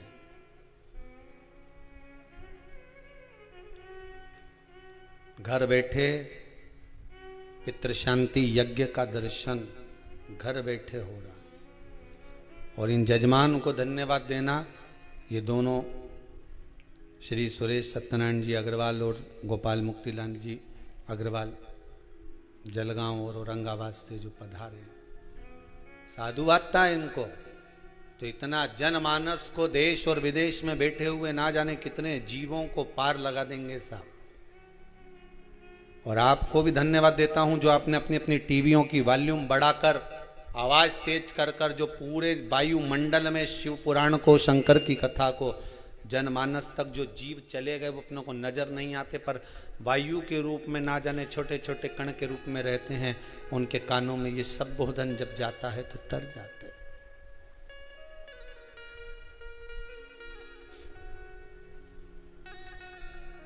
उतर जाते हैं।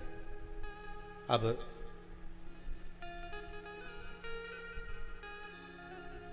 शिव महापुराण की कथा में जैसे धुंधकारी के मोक्ष के लिए गौकर्ण ने बहुत कुछ करा, उसी तरह देवराज के मोक्ष के लिए भी प्रयास करा गया और बिंदुक की मुक्ति के लिए भी प्रयास करा गया।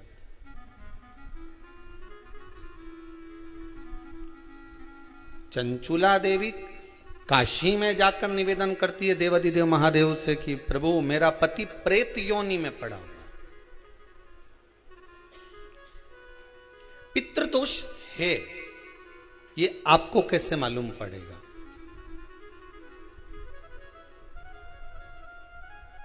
पितृ भूखे हैं, इसका तो वर्णन हमने पहले कर दिया कि रात्रि को जब आप सोने के बाद में 1-1.5 घंटे बाद अगर आपकी नींद खुल जाए, 1 घंटा 1.5 घंटा आप सो लिए, उसके बाद जो नींद खुली तो 1-1.5 घंटे तक अगर आपको नींद नहीं आ रही है, रात्रि को सोने के बाद में 1 घंटे बाद जब उठे तो आपको प्यास लग गई,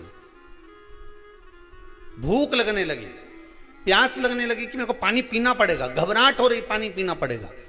1-1.5 घंटे सोने के बाद अचानक नींद खुले और आपको प्यास लगे, समझ लेना आपके पितृ भूखे हैं और प्यास है।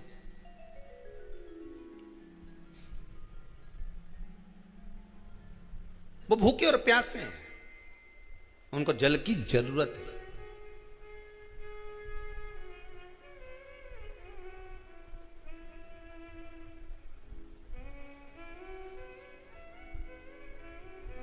किसी भी नदी में, सरोवर में, कुंड में, बावड़ी में, तालाब में, आप तीर्थ में जाकर जब स्नान करते हैं तो स्नान करने के बाद एक काम का नियम बना लो कि अपने हाथ की अंजलि में जल लेकर अपने पूर्वजों को देना है। प्यासे रहते हैं, भाग मांगते हैं।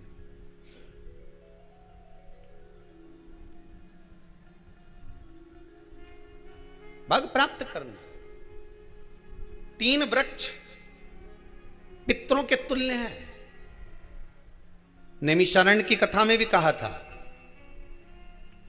3 वृक्ष पितरों के तुल्य हैं। पहला पीपल, दूसरा बट वृक्ष, तीसरा बेलपत्र का वृक्ष। ये पितरों के तुल्य हैं। अगर आपको रात्रि में नींद नहीं आ रही है, ऐसा लगता है कि रात्रि को 1 घंटा 1.5 घंटा सोने के बाद कुछ गलत गलत विचार आने लगते हैं, नींद सुबह 3 बजे तक 4 बजे तक नहीं आती, 4 बजे के बाद फिर नींद आती है, तो एक प्रैक्टिकल जरूर कर कर देखना। एक प्रैक्टिकल करने में क्या जाता है, प्रयास करने में क्या कुछ जाता है क्या? प्रैक्टिकल कर कर देखना कि कहीं सियोर वाला महाराज झूठ तो नहीं बोल रहा, तो प्रैक्टिकल करने में कुछ नहीं जाए। 1 लोटा पानी लो, उसमें थोड़ा सा कच्चा दूध डाल लीजिए, श्राद्ध पक्ष चल रहा है, बेलपत्री का पेड़ या पीपल का पेड़ या बट का पेड़, इन पेड़ के नीचे ले जाकर उस दूध को दोपहर में सुबह 10 बजे से लेकर 12 बजे के बीच में ले जाकर चढ़ा दीजिए। रात्रि को फिर ना आपको प्यास लगेगी ना भूख लगेगी, नींद एक बार लगी तो सुबह ही खुलेगी। प्रैक्टिकल करने में क्या जाता है? पानी डालने में तुम्हारा कुछ जाएगा? अरे बोलो तो सरी, हमें 10 रुपया का दूध जरूर उसमें, और तुम इतनी चतुर हो, इतना सारा दूध थोड़ी डालोगी, तुम 2 चम्मच डालोगे, कहाँ तुम इतना डालने वाली हो है?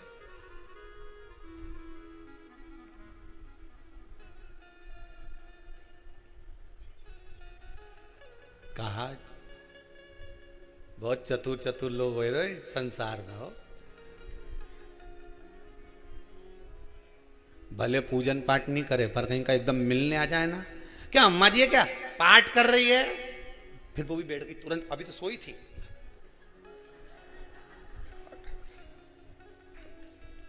तुरंत। क्या पंडित जी हैं क्या, उनसे थोड़ा सा काम है, अभी माला जप रहे हैं, मालूम पड़े पंडित जी तो आराम से सेव फल खा रहे थे, अब प्लेट सोफा के नीचे घुसे तुरंत।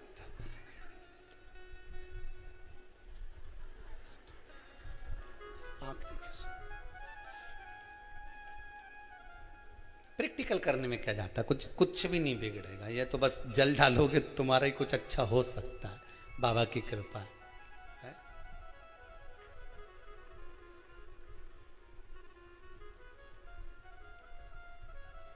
तीन वृक्ष पितरों के तुल्य हैं, पहला जम के बोलिए पीपल, दूसरा बट वृक्ष, तीसरा बेलपत्री का वृक्ष।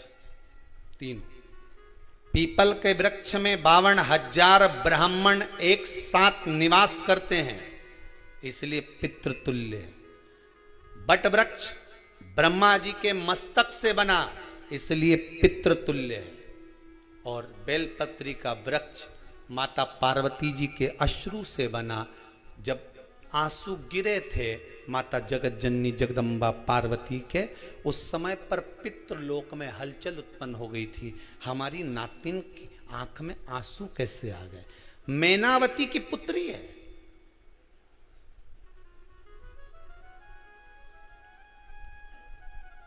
पितरों की नातिन, इसकी अश्रु कैसे गिर गए।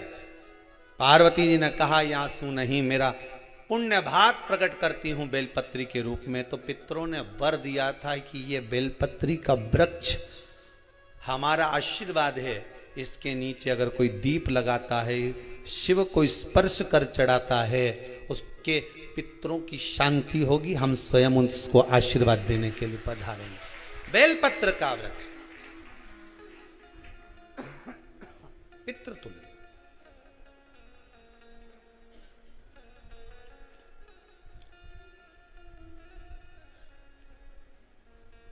तो रात्रि को अगर भूख लग रही है, प्यास लग रही है, तो पितृदोष। दूसरा पितृदोष का लक्षण बताया, घर में कोई शुभ कार्य ना हो, वंश की वृद्धि ना हो, 1 रुपये कमाओ 1.25 रुपये खर्च हो रहे हैं, पैसा 10 जगह से कमाई आ रही है पर घर में टिक नहीं पा रही है, आया गया, पितृदोष।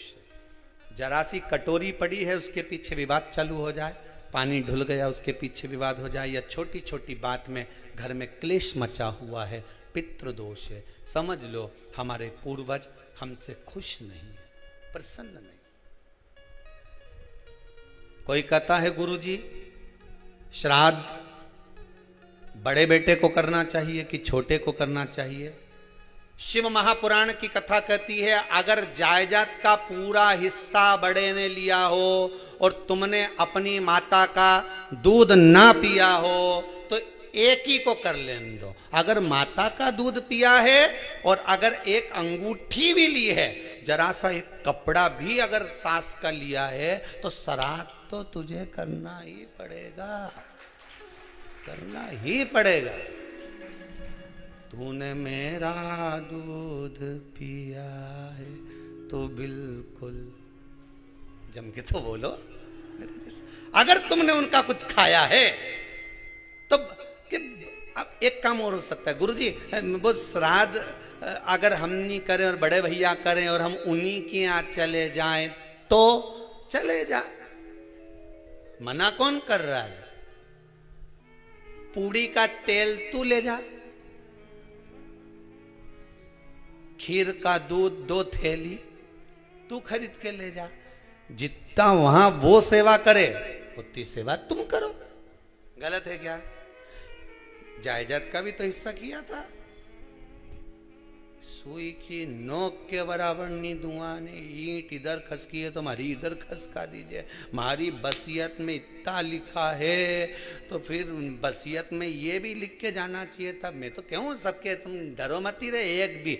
जब छोरा छोरी के जब सब सामान, प्रॉपर्टी दो ना, जमीन दो ना, जायदाद दो ना, सारा सामान छोरा छोरी के दो, तो उनके लिख के भी जाओ कि हमारी श्राद्ध कर दे अच्छे से, नहीं तो भूतड़ी बन के सताऊंगी।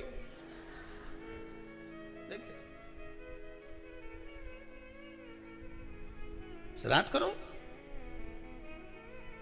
कितना दिया तुमको, बोलो ईमानदारी से बोलना, कितना दिया? ढेरों। और एक बात बहुत अच्छे से कहूंगा, आप लोगों के जीवन में उतरे। अगर मायके में भाई, मायके में भाभी, मायके के लोग अगर आपके माँ बाप का श्राद्ध नहीं करते हैं तो बेटी भी अपने माता पिता का श्राद्ध कर सकती है। उसने भी दूध पिया है अपने माता पिता का, पर वो श्राद्ध का भोजन कौन कराएगा? बेटी का पुत्र हो, बेटी की पुत्री हो, वो कराए। और नाम वो नाना नानी का ले ले करे। अगर वो नहीं कर रहे हैं, वो नहीं संभालते, वो नहीं जानते, तो आप करो, तो करे। दो भाग होते हैं।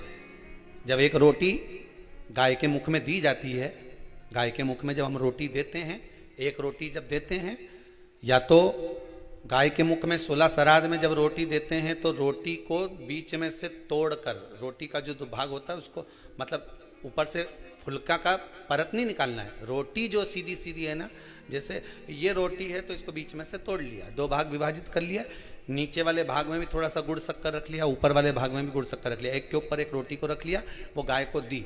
तो अपन श्राद्ध पक्ष में 2 पूड़ी का प्रमाण है कि गाय को 2 रोटी दी जाती है, कुत्ता को 2 रोटी दी जाती है। 2 पूड़ी रख के देते हो, नहीं देते? आप लोग तो देते होगे, 2 पूड़ी के ऊपर पूड़ी रखकर, थोड़ा सा मीठा रखकर, नमकीन रखकर, कुत्ते को भी देते, 2 पूड़ी तोड़कर कागा को भी देते। 2 पूड़ी का प्रमाण कहां से आया? 2 भाग रोटी के टुकड़े का प्रमाण कहां से आया? श्राद्ध पक्ष में ही ऐसा क्यों किया जाता है? बाकी के समय पर तो कोई ऐसा 2 पूड़ी का प्रमाण ही नहीं, पर श्राद्ध पक्ष में ये क्यों कहा जाता है कि पूड़ी के ऊपर पूड़ी रख दे, उसमें मीठा रख दे, खीर शक्कर रख दे, गाय को दिया, कुत्ते को दिया, कागा को दिया, ऐसे क्यों कहा जाता है? उसका कारण क्या होता है? उसका केवल एक कारण है, जो नारी ने भोजन का निर्माण करा है, जो घर की बहू भोजन बनाई है, जो घर की बेटी ने भोजन बनाया है, घर की माता ने भोजन बनाया है। महाराज, पिता पुरुष एक कुल को तारता है, बेटी 2 कुल को तारती है। जब श्राद्ध पक्ष में 2 भाग रोटी के कर कर गाय को देती है तो 1 भाग तो उसके ससुराल वालों को मिलता है।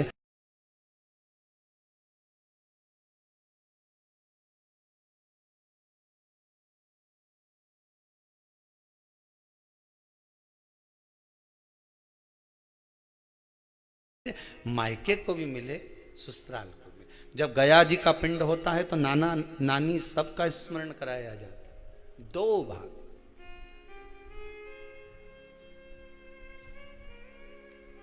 पुण्यता प्राप्त। अब लोगों को मालूम तो है नहीं कि 2 पूड़ी क्यों रखते हैं, उसका कारण वर्णित है शास्त्रों। दोनों पक्ष तारने के लिए, दोनों पक्ष का स्मरण कराने के लिए। महाराज, बिंदु प्रेत योनि में पड़ा, चंचुला देवी उनके मोक्ष का प्रयोजन कर रही है, प्रयास कर रही।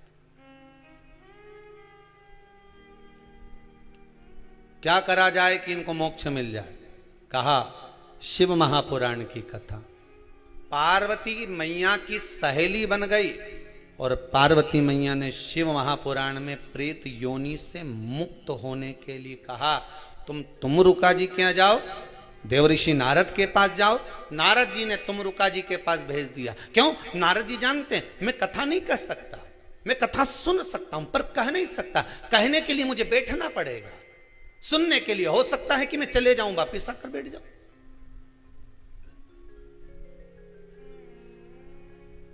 तुमरुका जी से कहा कथा कह दोगे? हाँ। कहने में क्या दिक्कत है? मेरे पति को प्रेत योनि से मुक्त करना है। तो मुर्का जी बोलते हैं केवल तुम्हारा पति प्रेत योनि से मुक्त नहीं होगा।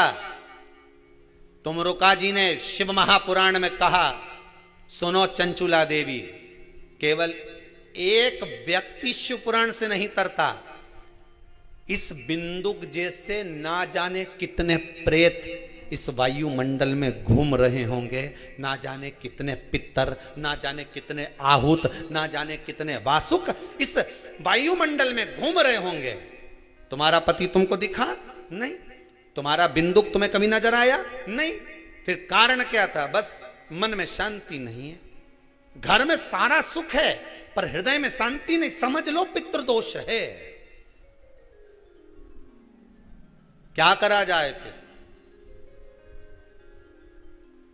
क्या करोगे महाराज? हृदय शांति, हृदय शांति। केवल एक अकेला बिंदुक शिव महापुराण की कथा सुनकर नहीं तरेगा। तो मुर्का जी कहते हैं जिस समय पर मैं शिव महापुराण की कथा कहूंगा, सुनो चंचुला देवी, इस संसार के इस भूमंडल पर मृत्यु लोक में जितने भी जीव इस संसार सागर में भटक रहे होंगे, शिव महापुराण की कथा सुनकर वो भी तर जाएंगे। ये अकेली बिंदुक को तारने वाली नहीं है। इस मृत्यु लोक में जो विराजमान, आज भी नियम है महाराज, श्राद्ध का भोजन टेबल पर नहीं कराया जाता, श्राद्ध का भोजन ब्राह्मण को कुर्सी पर बिठाकर नहीं कराया जाता, श्राद्ध का भोजन किसी जाता। श्राद्ध का भोजन आज भी प्रमाण है कि ब्राह्मण के लिए भूमि पर आसन लगना चाहिए और जमीन पर बैठकर कराना चाहिए। तब क्यों?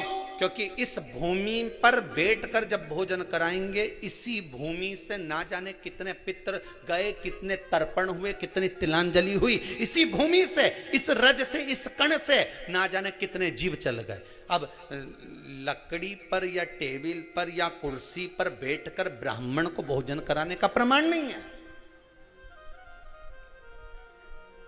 अब आपका फैशन ज्यादा हो गया तो बात दूसरी है। पंडित जी ऊपर बैठ के खा लोगे क्या? पंडित जी तो बोल देंगे अच्छा है, खिला दो।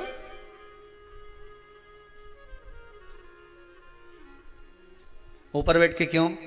वो झुकने में थोड़ी सी कमर लचक जाए, क्योंकि खीर परसेगी तो झुकना पड़ेगा। अब ब्राह्मण अगर भोजन करने आसन पर बैठेगा, तुम अगर थोड़ा झुककर परसोगी, ब्राह्मण के सम्मुख में आप थोड़ा सा भोजन कराते समय झुकोगी, जरा विचार करिए। यशोदा मैया के घर में संतान नहीं थी। यशोदा जी श्रावण के महीने में श्रावणी करने आए हुए ब्राह्मण को मात्र खीर परोसने के लिए गई थी। 52 साल की उम्र थी, संतान का सुख नहीं दिख रहा था, खीर परोसने के लिए गई। उतनी देर में ब्राह्मणों ने देखा इनके घर में संतान नहीं है, पुत्र भव कह दिया। और यशोदा जी के पति श्री नंदराय जी कह रहे हैं कि बाबा मैं 60 का या 55 की, बाल हो गए धोले और तुम कह रहे हो पुत्र होगा, कहां से होगा? ब्राह्मण कहते हैं ब्राह्मण जब भोजन करता है, भोजन करते समय जब वर देता है, वो वर गलत नहीं हो सकता, कहीं से भी आएगा, पर छोरा तो आएगा। और आया, कहीं से भी आया, पर पुत्र आया, क्योंकि आशीर्वाद दिया था। श्राद्ध पक्ष का भोजन टेबल पर नहीं, कुर्सी पर नहीं, श्राद्ध पक्ष का भोजन ब्राह्मण को आसन लगाकर जमीन पर कराना चाहिए, भूमि पर।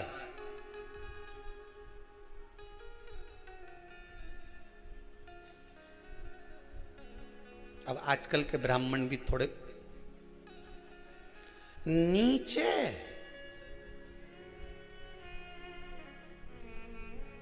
अगर हम टेबल पे ही जिम लें तो जी क्या बोले भी तो क्या बोले, तुम ही बताओ।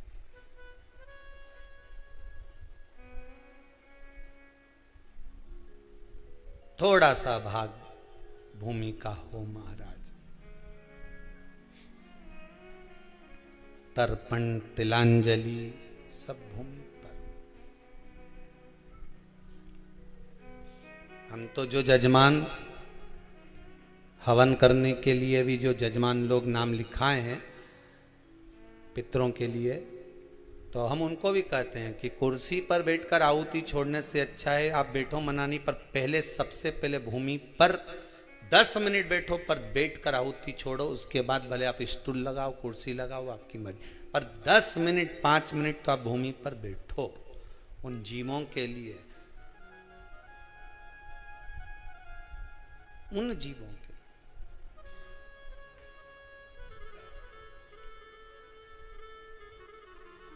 जजमान कौन बनेगा? तो कहा जजमान बनाना है। हाँ, चंचुला देवी बोली मैं पोथी का पूजन वो करोगी पूजन, पूजन कोई भी कर सकता है, मना नहीं, पर कोई जोड़ा तो, जोड़ा किसको बुलाया? शंकर और पार्वती से निवेदन किया, भूत भावन भूतेश्वर से, मेरे ओघड़ी मेरे दयालु मेरे दाता। कितना सुंदर व्याख्यान है भागवत जी में। जब धुंधकारी को मोक्ष नहीं मिला तब भगवान विष्णु ने भगवान शंकर से कहा कि मोक्ष क्यों नहीं मिला? गोत्र जम के बोलो गड़बड़ था। यहां बिंदु को मोक्ष नहीं मिल रहा तो भगवान शंकर आ रहा है, भगवान शिव। हम तो कहेंगे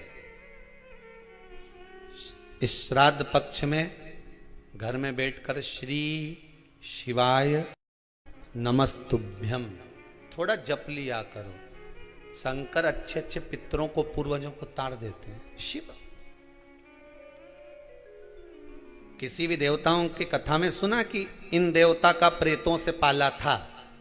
कभी सुना आपने कि भगवान विष्णु की शादी जब माता लक्ष्मी जी से हुई, भगवान कृष्ण का विवाह जब रुक्मणी जी से हुआ, राम जी का विवाह जब माता सीता जी से हुआ, किसी ने सुनाया हो तुमको कि उसमें भूत गए थे, प्रेत गए थे, डाकनी गई थी, पिशाचिनी गए, चुड़ैल गई, कोई गया भूत प्रेत?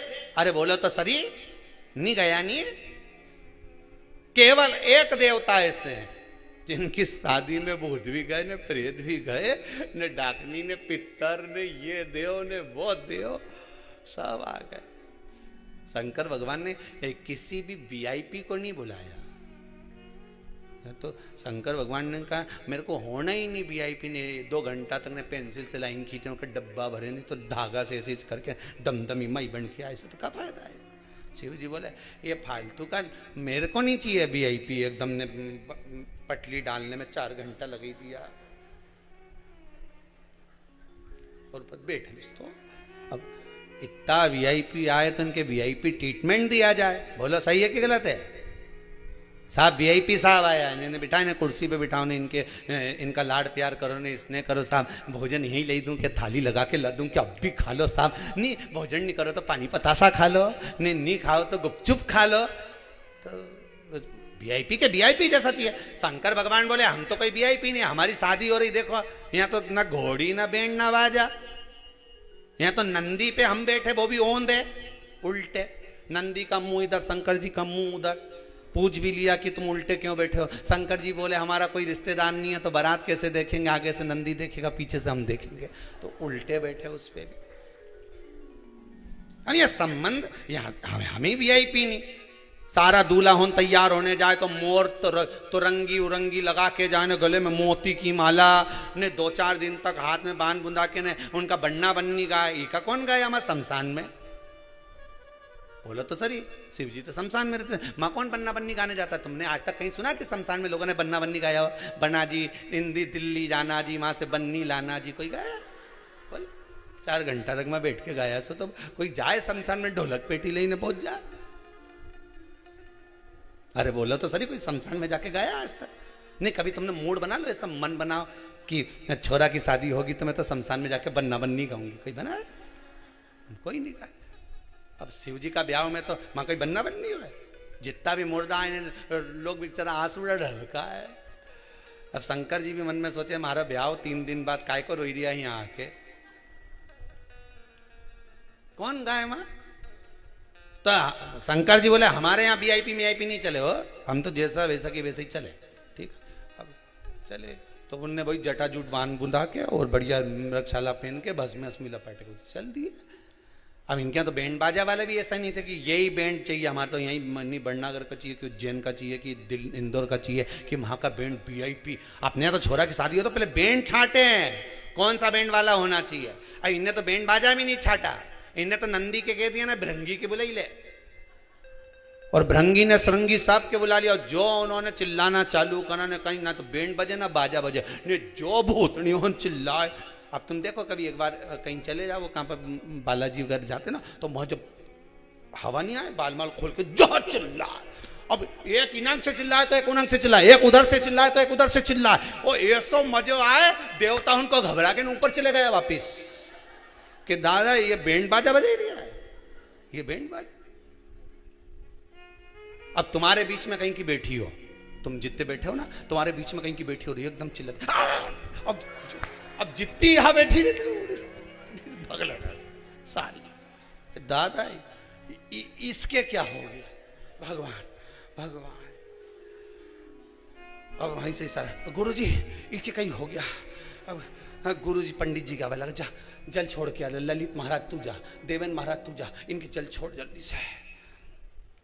अब उनके तो बाल खोल के और फिर चिल्ल रही है, इतना एरिया सब खाली। तो उससे पूछा भाई, ओ भाई तो काहे चिल्लाई, कि बहुत देर से पांव रख के बैठी थी हमारा जांग पे, बहुत देर से बैठी, मैं कई बार कह दी उनंग सरक नहीं सरके, तो मैं भी अच्छी जोरदार मेरे के देवता ही किया भगे, सब भग गई उनंग की। अब आप कही तो क्या अब तो पसरी जो तो मालूम नहीं, अब कही अब शंकर जी बोले भयंकर नाथ शिव जी के। अब यहाँ दिखावा नहीं है महाराज जी, दिखावा करा ही नहीं इन्होंने, दिखावे का तो कोई काम ही नहीं था। तो भोलेनाथ जी बोले क्या चाहती हो, तो क्या महाराज जी मेरे पति की मुक्ति चाहती हूँ। तो ठीक है, शंकर जी बोले हम जजमान बन जाएंगे। शिव जी दूल्हा, जो शंकर थे वो ईश्वर जी बन गए, पार्वती जी गौरा जी बन गई, गणा और गौर, ईश्वर जी और गौरा जी दोनों। अब जो ईश्वर जी गौरा जी जो तैयार हुए महाराज, जो तैयार महाराज, इतना सुंदर स्वरूप बाबा भोलेनाथ जी ने बनाया, इतना सुंदर स्वरूप शंकर और पार्वती बनाए हैं।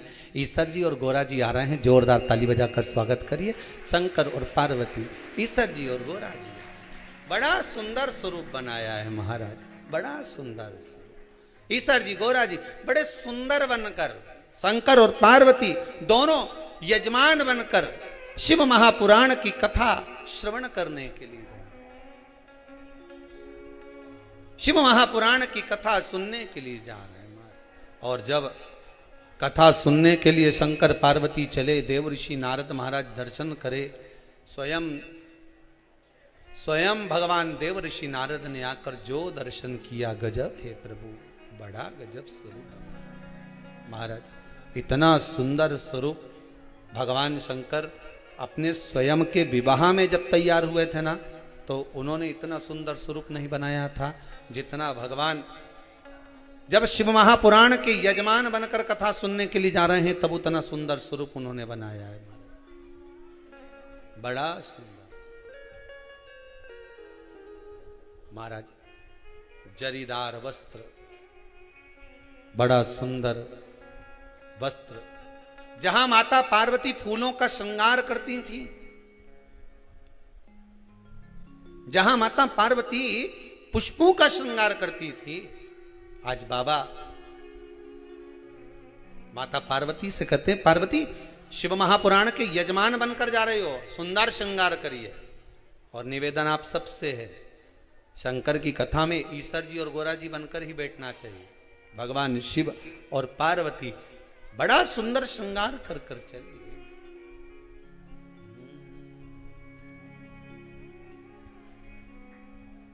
गौरा जी ने बोदी हरी हरी मेहंदी भोले बाबा ने बोदई भांग, बुंदिया पड़ने लगी भोले बाबा चले रे के।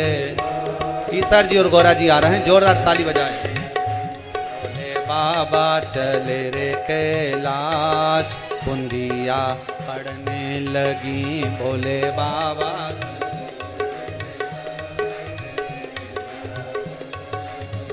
अरे पड़ने लगी बुंदिया पड़ने लगी है।